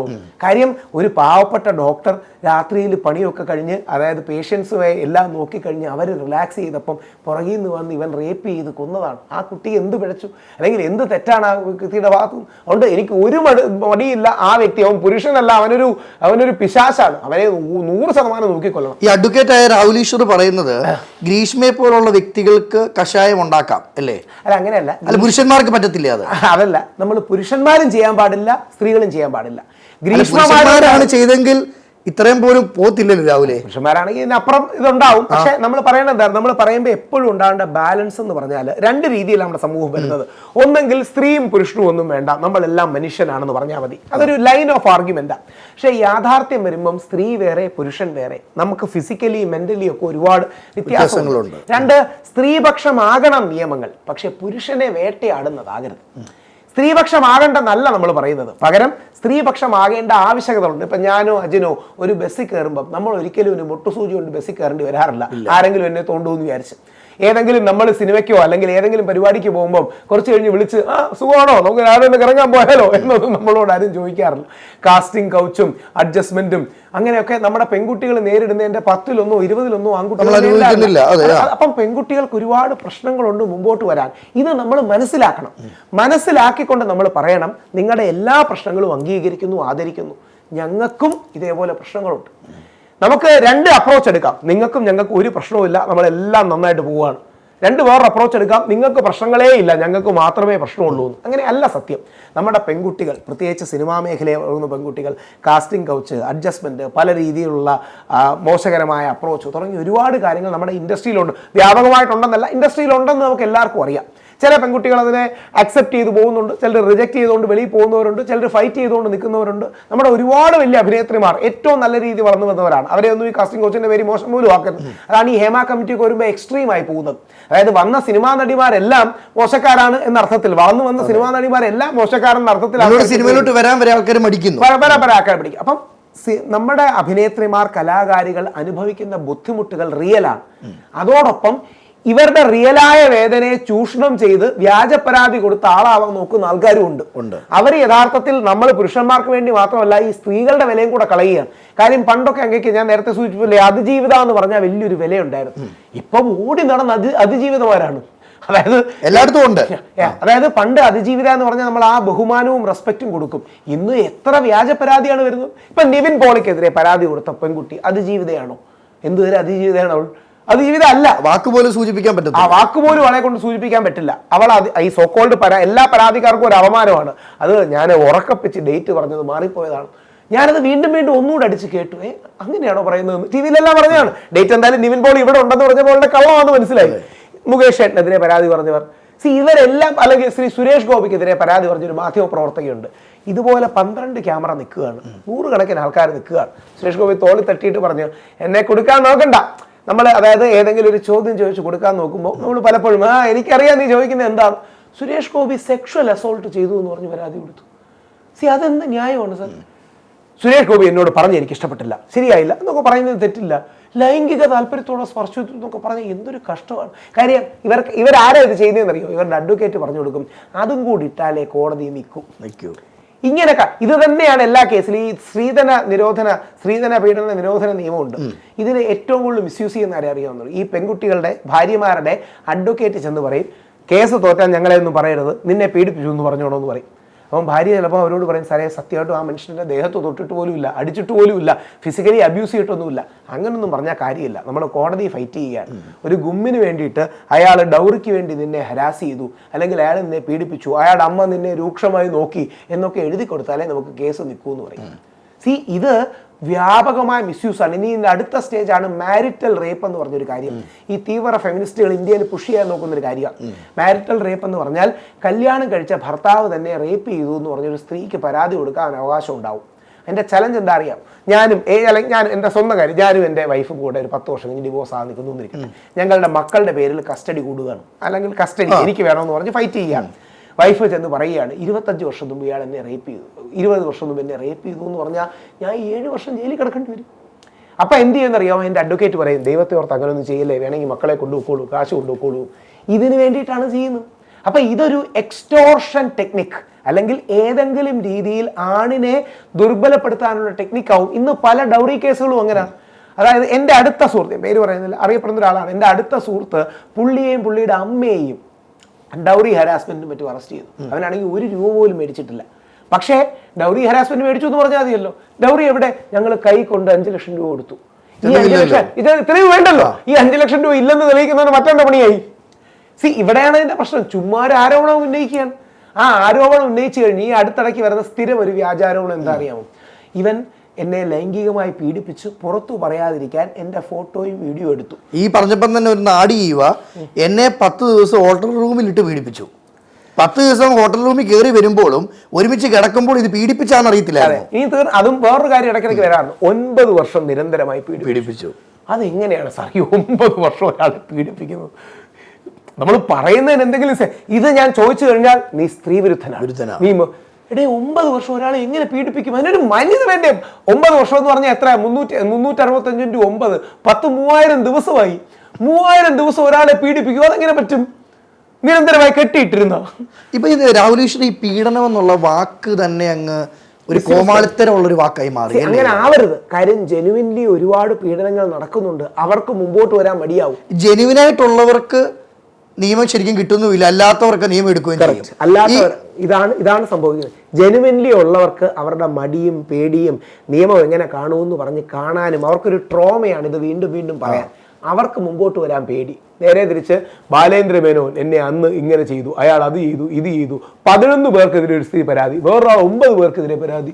എന്തുവാണ് ഈ മാമുക്കോയൊക്കെ തന്നെ എടുത്തു നോക്കിയാൽ മരണത്തിന് ശേഷം മരിച്ചുപോയ മാമുക്കോയൊക്കെ സുധീഷ് സാറിനെയോ അല്ലെങ്കിൽ ശ്രീ സുധീഷിനെയോ ഒക്കെ എത്ര പേർക്കെതിരാണ്? ഒരു ബുദ്ധിമുട്ടില്ലല്ലോ, പറഞ്ഞാൽ മതി. വെറുതെ പറഞ്ഞാൽ പോരെ. അത് വളരെ ഈസി. ഇവ ജിതേന്ദ്ര എന്ന് പറഞ്ഞു വെറുതെ പറയുമ്പോഴും ഈ പറയുന്ന സ്ത്രീ മുന്നിൽ വരണമെന്നില്ല. അല്ല, മുന്നിൽ വരണമെന്നല്ല, സ്ത്രീക്ക് വേണമെങ്കിൽ അവരുടെ ഫേസ് അതായത് കാണിക്കരുതെന്നാണ് നിയമം. ഇപ്പം ചില ആൾക്കാർ മുന്നിൽ വന്നാണല്ലോ പറയുന്നത്, അവർക്കൊരു പബ്ലിസിറ്റി. രാവിലെ ശ്രദ്ധയിൽപ്പെട്ടെന്ന് എനിക്കറിയത്തില്ല, ഒരു ചാനല് ഒരു മുകേഷിനെതിരെയാണ് ഒരു പരാതി കൊടുത്തതിൽ എൻ്റെ ഫോട്ടോ കാണിക്കാൻ പറഞ്ഞപ്പോൾ റിപ്പോർട്ടർ പറഞ്ഞു കാണിക്കാൻ പറ്റത്തില്ലെന്ന് പറഞ്ഞു പിന്നെ ഞാൻ തന്നെ ഇവിടെ ഇരിക്കുന്നത്, എനിക്ക് സമയം കളയുന്നില്ല. അതാണ് അത്. ഇപ്പം താങ്കൾ അജിൻ പറഞ്ഞാണ് അതിലെ പോയിന്റ്. എന്റെ ഫോട്ടോ കൂടെ കണ്ടില്ലെങ്കിൽ ഞാൻ എന്തിനാ അവിടെ വന്നിരിക്കുന്നത്? ഈ ഫോട്ടോ കിട്ടാനും വീഡിയോ കാണിക്കാനുമാണ്. ഞാൻ മുകേഷ് സാർ CPM ആണ്, ഞാനൊരു വലതുപക്ഷക്കാരനാണ്, അതേ ഇടതാണ്, ഞാൻ വലതാണ്. ഞങ്ങളൊരു ചാനൽ ചർച്ച ചെയ്യുന്നപ്പം ഒരു പെൺകുട്ടി ഒന്ന് പറയുകയാണ്, അത് 11 വർഷം മുമ്പ് മുകേഷ് എന്നോട് മോശമായി പെരുമാറിയെന്ന് എൻ്റെ ഫ്രണ്ട് എന്നോട് പറഞ്ഞിട്ടുണ്ടെന്ന്. ഇത്രയേ ഉള്ളൂ. കുറച്ച് കഴിഞ്ഞപ്പോഴാണ് പറഞ്ഞത്, നിങ്ങൾ എപ്പോഴാണ് അവസാനം ആ ഫ്രണ്ടിനെ കണ്ടത്? ഞാൻ 7 വർഷമായി ഫ്രണ്ടിനെ കണ്ടിട്ട്. ഇപ്പം കോൺടാക്ട് എന്തെങ്കിലുമില്ല, നമ്പറും കാര്യങ്ങളൊന്നുമില്ല. അപ്പം ആ കുട്ടിയുടെ പേര് അതെനിക്ക് പറയാൻ പറ്റില്ല, കാര്യം അത് അവരുടെ ഐഡന്റിറ്റി സംരക്ഷിക്കുന്നു. ചുമ്മാ പറഞ്ഞാൽ മതി, ചുമ്മാ പറഞ്ഞാൽ പോരെ. 11 വർഷം മുമ്പ് ഒരു മുകേഷ് എന്നോട് മോശമായി പെരുമാറി, അത് ഫ്ലാഷ് ന്യൂസ്. മുകേഷ് മോശമായി പെരുമാറി, പുതിയൊരു പരാതി മുകേഷിനെതിരെ. അവിടെയാണ് ശ്രീ സുരേഷ് ഗോപിയൊക്കെ കാണിക്കുന്നൊരു നന്മ. പാർട്ടിക്ക് അതീതമായി, അതായത് സുരേഷ് ഗോപിയുടെ പാർട്ടിക്കാരായ BJP മുകേഷിനെതിരെ സമരം നടത്തുകയാണ്. മുകേഷ് രാജിവെക്കണമെന്ന് പറഞ്ഞു. ശ്രീ സുരേഷ് ഗോപിയോട് മാധ്യമപ്രവർത്തകർ ചോദിച്ചു, മുകേഷ് രാജിവെക്കണ്ടേ? സുരേഷ് ഗോപിയുടെ നന്മയാണ് ഇങ്ങനെ കഴിഞ്ഞുകൊണ്ട്, മുകേഷ് എന്ത് ചെയ്തിട്ട് രാജിവെക്കണം? മുകേഷിനെതിരെ കോടതി എന്തെങ്കിലും പറഞ്ഞോ എന്ന് ശ്രീ സുരേഷ് ഗോപി ചോദിക്കുന്ന ചോദ്യം കേട്ടുകയാണ്. അതാ മനുഷ്യന്റെ നന്മയാണ്. ആ നന്മയാണ് നമ്മുടെ മലയാളികൾക്ക് വേണ്ടത്. വേണമെങ്കിൽ ശ്രീ സുരേഷ് ഗോപിക്ക് അതെ മുകേഷ് രാജിവെക്കണം, രണ്ട് പാർട്ടിയാണല്ലോ, CPM-കാർക്ക് ഒരു പണി കിട്ടട്ടെ, CPM-കാർക്ക് ഒരു പണി കിട്ടട്ടെ എന്ന് പറഞ്ഞ് സുരേഷ് ഗോപിക്ക് പറയാം. അല്ലെങ്കിൽ സുരേഷ് ഗോപിക്ക് സ്ട്രാറ്റജിക്കലി മിണ്ടാതിരിക്കാം. അതായത് എന്തിനാ ഞാൻ മിണ്ടുന്നത്, അതൊക്കെ നിയമത്തിന്റെ വഴിക്ക് പോകും എന്നൊക്കെ വേണമെങ്കിൽ പറയാം. പക്ഷേ മുകേഷിനെ ഡിഫെൻഡ് ചെയ്യാൻ, മുകേഷിനെ പ്രതിരോധിക്കാൻ ഒരു മനസ്സ് കാണിച്ച സുരേഷ് ഗോപിയുടെ മനസ്സാണ് ഈ വിഷയത്തിൽ വേണ്ടത്. ഇല്ലെങ്കിൽ നമ്മൾ എല്ലാ പുരുഷന്മാരെയും ഇവർ വളഞ്ഞിട്ട് വേട്ടയാടും. അതുപോലെ തിരിച്ചിനി ഗ്രീഷ്മയുടെ കാര്യത്തിലോട്ട് വരുമ്പോൾ, ഗ്രീഷ്മയുടെ കേസിന്റെ ജഡ്ജി ആയിരുന്നു രാഹുൽ ഈശ്വറെങ്കിൽ എന്ത് ചെയ്യും? ഒരു പക്ഷേ നമ്മുടെ ഇദ്ദേഹം ബഷീർ സാർ ചെയ്തതുപോലെ സമൂഹത്തിനൊരു ലാർജർ മെസ്സേജ് കൊടുക്കാൻ ഇത്തരത്തിലൊരു കാര്യം ആവശ്യമാണെന്ന് തിരിച്ചറിഞ്ഞുകൊണ്ട് തന്നെ ആ വിധിന്യായം എഴുതും. ഒരു പക്ഷേ മേൽക്കോടതി പോകുമ്പോൾ അത് തൂക്കുകയറ് മാറി ജീവപര്യന്തമാകും എന്നൊരു പക്ഷേ എനിക്ക് തോന്നുമായിരിക്കും. കേൾക്കുന്നൊരു വാർത്തയാണ്, ഗ്രീഷ്മയെ സപ്പോർട്ട് ചെയ്തുകൊണ്ട് ഗ്രീഷ്മയുടെ അഡ്വക്കേറ്റ് ആളൂര് വരുമെന്ന്. ഞാൻ ഇന്നലെ അത് വരുമായിരിക്കും. അതിന് രാഹുൽ ഈശ്വറിന് എന്താ മറുപടി പറയാനുള്ളത്? പ്രശ്നം, നമ്മുടെ നിയമം എല്ലാവർക്കും അങ്ങനെ ഫെയറായി വാദിക്കാൻ അവസരം കൊടുക്കുന്നുണ്ട്. അതായത് ക്യാമറയിൽ വെച്ച് നമ്മുടെ നാടിനെ ആക്രമിച്ച അജ്മൽ അമീർ കസബിനെ പിടിച്ചിട്ട് പോലും ആ അജ്മൽ അമീർ കസബിന് ഒരു ഫെയർ ട്രയൽ നൽകിയ രാജ്യമാണ് നമ്മൾ ഒരിക്കലും അവനെ വഴിയിലിട്ട് വെടിവെച്ചു കൊല്ലാൻ പറഞ്ഞില്ല, പബ്ലിക്കലായി കെട്ടിത്തൂക്കണമെന്ന് പറഞ്ഞില്ല. പകരം അജ്മൽ അമീർ കസബ് എന്ന് പോലെ നമ്മുടെ 250 പേരെ ജാതിമത രാഷ്ട്രീയ ഭേദമന്യേ കൊന്ന വ്യക്തിയാണ് അജ്മൽ അമീർ കസബ്. ഒരു തോക്കും എടുത്തുകൊണ്ട് വന്ന് നാട്ടുകാരെ മുഴുവൻ വെടിവെച്ച് നമ്മളെ കൊന്ന ഒരു വ്യക്തിയാണ്. ആ അജ്മൽ അമീർ കസബിനോട് പോലും മാന്യതയും മര്യാദയും കാണിക്കുകയും ഫെയർ ട്രയൽ കൊടുത്ത റൂൾ ഓഫ് ലോ നിലനിൽക്കുന്ന ഒരു രാജ്യമാണ്. നമുക്കതിൽ അഭിമാനിക്കണം. അതുകൊണ്ട് ഒരു പക്ഷേ ബഷീർ സാറിന്റെ മനസ്സിലുണ്ടായിരുന്ന ചിന്ത ഞാൻ പറയുകയാണ്, ഞാനൊരു നിയമ വിദ്യാർത്ഥി എന്ന രീതി പറയുകയാണ്. അദ്ദേഹത്തിന് അറിയാം ഹൈക്കോടതിയിലടക്കം പോകുമ്പോൾ ഒരു പക്ഷേ ജീവപര്യന്തമാക്കി കൊടുക്കുമെന്ന്. പക്ഷേ ഒരു ലാർജർ മെസ്സേജ് സമൂഹത്തിന് പോകണമെന്നുള്ളതുകൊണ്ടാണ് ഷാരന്റെ കുടുംബത്തെ വിളിച്ച് അദ്ദേഹം ചോദിക്കുന്നതും അതോടൊപ്പം ഈ മെസ്സേജ് കൊടുക്കുന്നത്. ഒരു ദിവസം ഈ മരണത്തിന്റെ വേദന എന്താണെന്ന് ഗ്രീഷ്മയെ അറിയട്ടെ. ഒരു ദിവസം കണ്ണിന്റെ മുമ്പിൽ ഇരുട്ട് കയറുന്ന എന്താണെന്ന് ഗ്രീഷ്മയെ അറിയണം. അത് ഷാരോൺ ഒരുപാട് ദിവസങ്ങൾ ഷാരോൺ അനുഭവിച്ച പോലെ അത്ര അനുഭവിക്കത്തുമില്ല. ഷാരോൺ ഈ ആന്തരിക അവയവങ്ങൾ ദ്രവിച്ചുകൂടെയാണ് പോകുന്നത്. പക്ഷെ അവൻ മരണത്തോട് അടുക്കുമ്പോഴേ നമുക്ക് വല്ലാത്തൊരു ശൂന്യത തോന്നും. അതായത് മരണത്തോട് അടുക്കുമ്പോൾ ജീവിതത്തിൽ മുമ്പ് ഒന്നുമില്ല, ഇനി ഏതാനും മണിക്കൂറുകളെ ഉള്ളൂ എന്നൊക്കെ തോന്നുന്ന ഒരു ഫീലിംഗ് ഉണ്ടാവും. അത് ഒരു ദിവസമെങ്കിലും ഗ്രീഷ്മ അറിയണം. ഈ രാഹുൽ ഈശ്വർ ഈ ഗ്രീഷ്മ പോലെ ഇങ്ങനെ കൊലകുറ്റം ചെയ്യുന്ന ആളുകൾക്ക് അവരുടെ ധൈര്യം എന്ന് പറയുന്നത് കോടതികൾ ഞങ്ങളുടെ കൂടെ ഉണ്ടെന്നാണോ? അതൊക്കെ കമാൽ പാഷ സാർ പറയുന്ന പോലെ കുറെയൊക്കെ മണ്ടത്തരമാണ്, കുറെയൊക്കെ സ്റ്റുപ്പിഡിറ്റിയാണ്, കുറെയൊക്കെ ക്രിമിനൽ മൈൻഡും കൂടെയാണ്. എന്തായാലും ഒരു കാര്യത്തിൽ ഒരു സംശയവും വേണ്ട, ഗ്രീഷ്മയ്ക്ക് നല്ല ക്രിമിനൽ മൈൻഡുണ്ട്. കോടതി വിധിന്യായത്തിൽ നിന്നാണ് ഞാൻ പറയുന്നത്, 5 തവണയോളം ഇവനെ അങ്ങോട്ട് വിളിച്ച് ഫിസിക്കൽ റിലേഷൻഷിപ്പിന് ഈ കുട്ടി ഇൻഡ്യൂസ് ചെയ്യുന്നുണ്ട്. അവസാനം അത് ഫിസിക്കൽ റിലേഷൻഷിപ്പ് മോശമായിട്ടല്ല, ഇതെല്ലാം ഇതിലേക്ക് കൊണ്ടുവരാൻ അവസാനം ഈ വിഷം കൊടുക്കാൻ പ്ലാൻ ചെയ്തിരുന്ന റിസർച്ച് ചെയ്യുന്ന സമയത്താണ് ഈ ഫിസിക്കൽ റിലേഷൻഷിപ്പ് എല്ലാം നടക്കുന്നതെന്ന് കൂടെ നോക്കണം. അവസാനം ഈ അവസാനത്തെ ഈ സംഭവത്തിന് മുമ്പ് വാട്സപ്പ് കോളിൽ 1 മണിക്കൂറോളം വിളിച്ച് ലൈംഗിക താല്പര്യത്തോടെ സംസാരിച്ച് ഇവനിൽ താല്പര്യം ജനിപ്പിച്ച് അടുത്ത ദിവസം ഇവളിലേക്ക് കൊണ്ടുവരികയാണ്. എന്നിട്ടാണ് കഷായങ്ങളിലേക്ക് കൊടുക്കുന്നത്. വശീകരിക്കുകയായിരുന്നു എന്ന് രാഹുൽ ഈശ്വർ അല്ല, കോടതിയുടെ വിധിന്യായത്തിൽ എഴുതി വെച്ചിട്ടുണ്ട്. രാഹുൽ ഈശ്വർ പറയുന്നതല്ല, ഞാൻ പറഞ്ഞ സ്ത്രീ വിരുദ്ധമാണെന്ന് പറയും. കോടതിയുടെ വിധിന്യായത്തിൽ കോടതി പോലീസിന്റെയും പ്രോസിക്യൂഷന്റെയും കണ്ടെത്തലുകളിൽ നിന്ന് പറയുകയാണ്. ഗ്രീഷ്മ മനഃപൂർവ്വം വിളിച്ച് ഇവനെ സെഡ്യൂസ് ചെയ്ത് സംസാരിച്ച് അടുത്ത ദിവസം ഇങ്ങോട്ട് കൊണ്ടുവരികയും വിഷം കലക്കി കൊടുക്കുകയും ചെയ്യുകയായിരുന്നു. അതിനെയാണ് കമാൽ പാഷ സാർ അന്തസ്സോടെ കഷായം കലക്കി കൊടുക്കുന്നു പറയുന്നത്. സാറേ, ഒരുത്തം പോട്ടെ, സാറ് വലിയ മനുഷ്യനാണ്. എനിക്ക് അല്ല, സാറിന്റെ മകനെ തന്നെ കൂട്ടിക്കോ. ഞാതാ പറയുന്നത്, ആരെയും വ്യക്തിപരമായി പറയുന്നില്ല. ഞാതാ പറയുന്നത് കമാൽ പാഷ സാറ് ഞാൻ ജനിക്കുന്നതിന് മുമ്പ് അഡ്വക്കേറ്റായ വ്യക്തിയാണ്. അദ്ദേഹത്തിന്റെ നിയമപരിജ്ഞാനത്തിന്റെ ഫണ്ടിൽ അദ്ദേഹത്തിന്റെ ചെരുപ്പെടുത്ത് കൂടെ നടക്കാനുള്ള അർഹത പോലും എനിക്കില്ല. പക്ഷേ പറയുമ്പോൾ ഒരു മനുഷ്യത്വം നമുക്ക് വേണം. പറയുമ്പോൾ എന്തെങ്കിലും ഒരു സെൻസ് ഓഫ്, സാറിന്റെ മനസ്സിൽ നിന്ന് എന്തെങ്കിലും ഈ അന്തസ് എന്ന വാക്ക് ഉള്ളതുകൊണ്ടാണല്ലോ വെളി വന്നത്. അന്തസ് എന്ന വാക്കില്ലെങ്കിൽ ആരെങ്കിലും അവിടെ പറയൂ, ലോകത്തിൽ ആരെങ്കിലും വിഷം കൊടുക്കുന്ന അന്തസ്സായിട്ട് കൊടുത്തു എന്ന് പറയൂ. അപ്പൊ ആ അന്തസ് എന്ന് വരുന്നത് ഇപ്പോഴും ഷാരനെ സാറ് വേട്ടക്കാരനായി കാണുകയാണെങ്കിൽ ഷാരന്റെ ആത്മാവ് പോലും സാറിനോട് പുറക്കില്ല. അതായത് നമ്മളെല്ലാം അങ്ങനെ വിശ്വസിക്കുന്നവരാണല്ലോ, ഭരണദേശം ആത്മാവുണ്ടെന്ന് ദൈവമുണ്ടെന്നൊക്കെയാണ് ബഹുഭൂരിപക്ഷം ആൾക്കാർ വിശ്വസിക്കുന്നത്. സ്വർഗ്ഗനരകങ്ങളുണ്ട്. ഗ്രീഷ്മയെ എന്തായാലും തൂക്കിക്കൊന്നാ ഗ്രീഷ്മ സ്വർഗത്തിൽ പോകില്ല, ഷാരൻ സ്വർഗത്തിൽ പോകുന്ന കാര്യത്തിൽ എനിക്ക് സംശയമില്ല. കാരണം ആ രീതിയിലാണ് ഷാരനെ പീഡിപ്പിക്കുന്നത്. ഇതെല്ലാം കോടതി വിധിന്യായത്തിലുള്ളതാണ്. മനഃപൂർവ്വം പലവട്ടം റിസർച്ച് ചെയ്തു. ഈ പ്രത്യേക വിഷം കൊടുത്താൽ എന്തുണ്ടാകുമെന്ന് ഇവള് കൃത്യമായി നോക്കി. ആന്തരിക അവയവങ്ങളൊക്കെ ദ്രവിച്ചു മരിച്ചു. വലിയൊരു സ്റ്റഡി ഗ്രീഷ്മ ചെയ്തു, വലിയൊരു റിസർച്ച് തന്നെ അവള് ചെയ്തു. ആ വ്യക്തിയെയാണ് എനിക്ക് ഇപ്പോഴും മനസ്സിലായി. കമൽ പാഷ സാറിനോട് ബഹുമാനത്തോടെ പറയണേ, എനിക്ക് ഇപ്പോഴും മനസ്സിൽ നിന്ന് തികട്ടി വരുന്നത് ആ ദേഷ്യം പോകാത്തത് അന്തസ്സോടെ കലക്കി കൊടുത്തു എന്നുള്ളതാണ്. ആ വാക്ക് എൻ്റെ മനസ്സിൽ നിന്ന് പോകുന്നില്ല. ചിലപ്പോൾ അങ്ങനെയാണല്ലോ, നമുക്ക് സ്നേഹമോ ദേഷ്യമോ പ്രതികാരമോ ഒക്കെ വന്നാൽ ചില വാക്കുകൾ നമ്മുടെ മനസ്സിൽ നിന്ന് കിടക്കും. അന്തസ്സോടെ കലക്കി കൊടുത്തു. നാളെ നമ്മളെയൊക്കെ ആരെങ്കിലും സ്നേഹിക്കുന്നവരോ ദ്രോഹിക്കുന്നവരോ ഏതെങ്കിലും സ്ത്രീ വിഷം കലക്കി കൊടുത്താൽ അന്തസ്സോടെ കലക്കി കൊടുത്തു എന്ന് പറഞ്ഞാൽ ദൈവം പോലും പൊറുക്കില്ല. ഈ രാഹുലീശ്വറിന്റെ ഓരോ വാക്കുകളിലും അത്രമേലുള്ള ആ ഒരു ദേഷ്യം നമുക്കറിയാം. ദേഷ്യം ഭയങ്കരമായിട്ടുണ്ട്. കാര്യം എനിക്ക് അദ്ദേഹത്തെ ഇന്നും ഇഷ്ടമാണ്, നാളെ ഇഷ്ടമാണ്, ബഹുമാനമാണ്. പക്ഷേ ഒരു പുരുഷൻ മരിക്കുമ്പോൾ അവന് നമുക്ക് അത്രേ വിലയുള്ളൂ. പറഞ്ഞത് ഒരു പുരുഷനാ, പറഞ്ഞത് പുരുഷനാ. കാര്യം ഈ ഫെമിനിസ്റ്റുകളുടെ ഐഡിക്ക് വേണ്ടി പറയുന്ന, അല്ലെങ്കിൽ തീവ്ര ഫെമിനിസ്റ്റുകളുടെ ഐഡിക്ക് വേണ്ടി പറയുന്ന നമ്മൾ പുരുഷന്മാർക്ക് ആ വിലയുള്ളൂ. ഞാൻ അതുകൊണ്ടാണ് പറഞ്ഞത്, ഒരു പേപ്പറിന്റെ വില അവന്റെ ജീവിതത്തിലൂടെ, ഒരു പേപ്പറിന്റെ വില കൊടുത്തിട്ട് ഒരു വ്യാജ പരാതി ഷാരനെതിരെ കൊണ്ട് അറ്റ്ലീസ്റ്റ് ജീവിച്ചെങ്കിലും ഇരിക്കുമല്ലോ, അവൻ അറ്റ്ലീസ്റ്റ് ജീവിതമെങ്കിലും ഉണ്ടാവുമല്ലോ. അപ്പോൾ ആ പേപ്പറിന്റെ വില പോലും കൊടുക്കാത്ത ഗ്രീഷ്മയ്ക്കാണ് ഞങ്ങൾ എന്നിട്ട് ഇത് പ്രതിഷേധിക്കാൻ സെക്രട്ടറിയുടെ ഫ്രണ്ടിലേക്ക് പോയി. പോലീസുകാർ വന്ന് നമ്മുടെ അവിടെ പ്രതിഷേധം പാടില്ല എന്നൊക്കെ പറഞ്ഞ് നമുക്കൊരു നോട്ടീസൊക്കെ തന്നു. ഞാൻ പോലീസുകാർ DSP SP ഒക്കെ ഉണ്ടായിരുന്നു. ഞാൻ തമാശയ്ക്ക് പറഞ്ഞു, ബഹുമാനത്തോടെ തന്നെ പറഞ്ഞു, സാറേ ഒരു കാര്യം സാർ എന്തായാലും ഓർക്കണം, നാളെ സാറിന് ഇങ്ങനെ ഒരു വ്യാജ പരാതി വന്നാലും ഞങ്ങളൊക്കെ കാണും. സാറിന്റെ കൂടെയുള്ള ഡിപ്പാർട്ട്മെന്റ് ആദ്യം സാറിനെ അറസ്റ്റ് ചെയ്യാൻ വരും. സാർ ഇത്രയും കാലം സേവിച്ച കോടതി സാർ എന്നാ 2 ആഴ്ച ജയിലിൽ കിടക്കട്ടെ എന്ന് പറയും. സാർ ഇത്രയും മീഡിയയുടെ കൈയടിക്ക് വേണ്ടി പറയുന്ന മീഡിയ നാളെ നിങ്ങളോട് ഒന്ന് പറയും, കണ്ടോ പോലീസുകാരനാണ്, നീ പോലീസുകാരനെ റേപ്പിസ്റ്റാണ്, സാറിന്റെ കൂടെ ഞങ്ങളെ കാണുള്ളൂ എന്ന് ഞാൻ തമാശയ്ക്ക് പുള്ളിയോട് പറഞ്ഞു. ഇതിന്റെ പ്രശ്നമെന്ന് പറഞ്ഞാൽ അതിന് പ്രതിഷേധം കേരളത്തിൽ ഉണ്ടാകുന്നില്ല. രാഹുൽ ഈശ്വർ നാളെ ഷാരോൺ ആണ് കൊലപാതകിയെങ്കിൽ, ഒരിക്കലും ചെയ്യില്ല, ഗ്രീഷ്മയെ കൊന്നതെങ്കിൽ ഞാൻ ഷാരോണെ ന്യായീകരിച്ച് ഇതേ വാക്ക് പറഞ്ഞാൽ ഞാൻ അറസ്റ്റ് ചെയ്യപ്പെടും. കമാൽ പാഷ സാർ പറയുമ്പോൾ അത് തെറ്റാണ് സാർ, അത് പറയല്ലേ എന്നൊരു അഭ്യർത്ഥിക്കാനുള്ള അവസ്ഥയെങ്കിലും കേരളത്തിൽ ഉണ്ടാകണം. ഈ സാറിന് നാളെ ഈ അവസ്ഥ വന്നാൽ രാഹുൽ ഈശ്വറിനെ പോലുള്ള നമ്മുടെ പുരുഷന്മാരെ കാണൂ, വേറെ ആരും കാണില്ല. അന്ന് ഈ പറയുന്ന ഫെമിനിസ്റ്റുകളൊന്നും കാണത്തില്ല.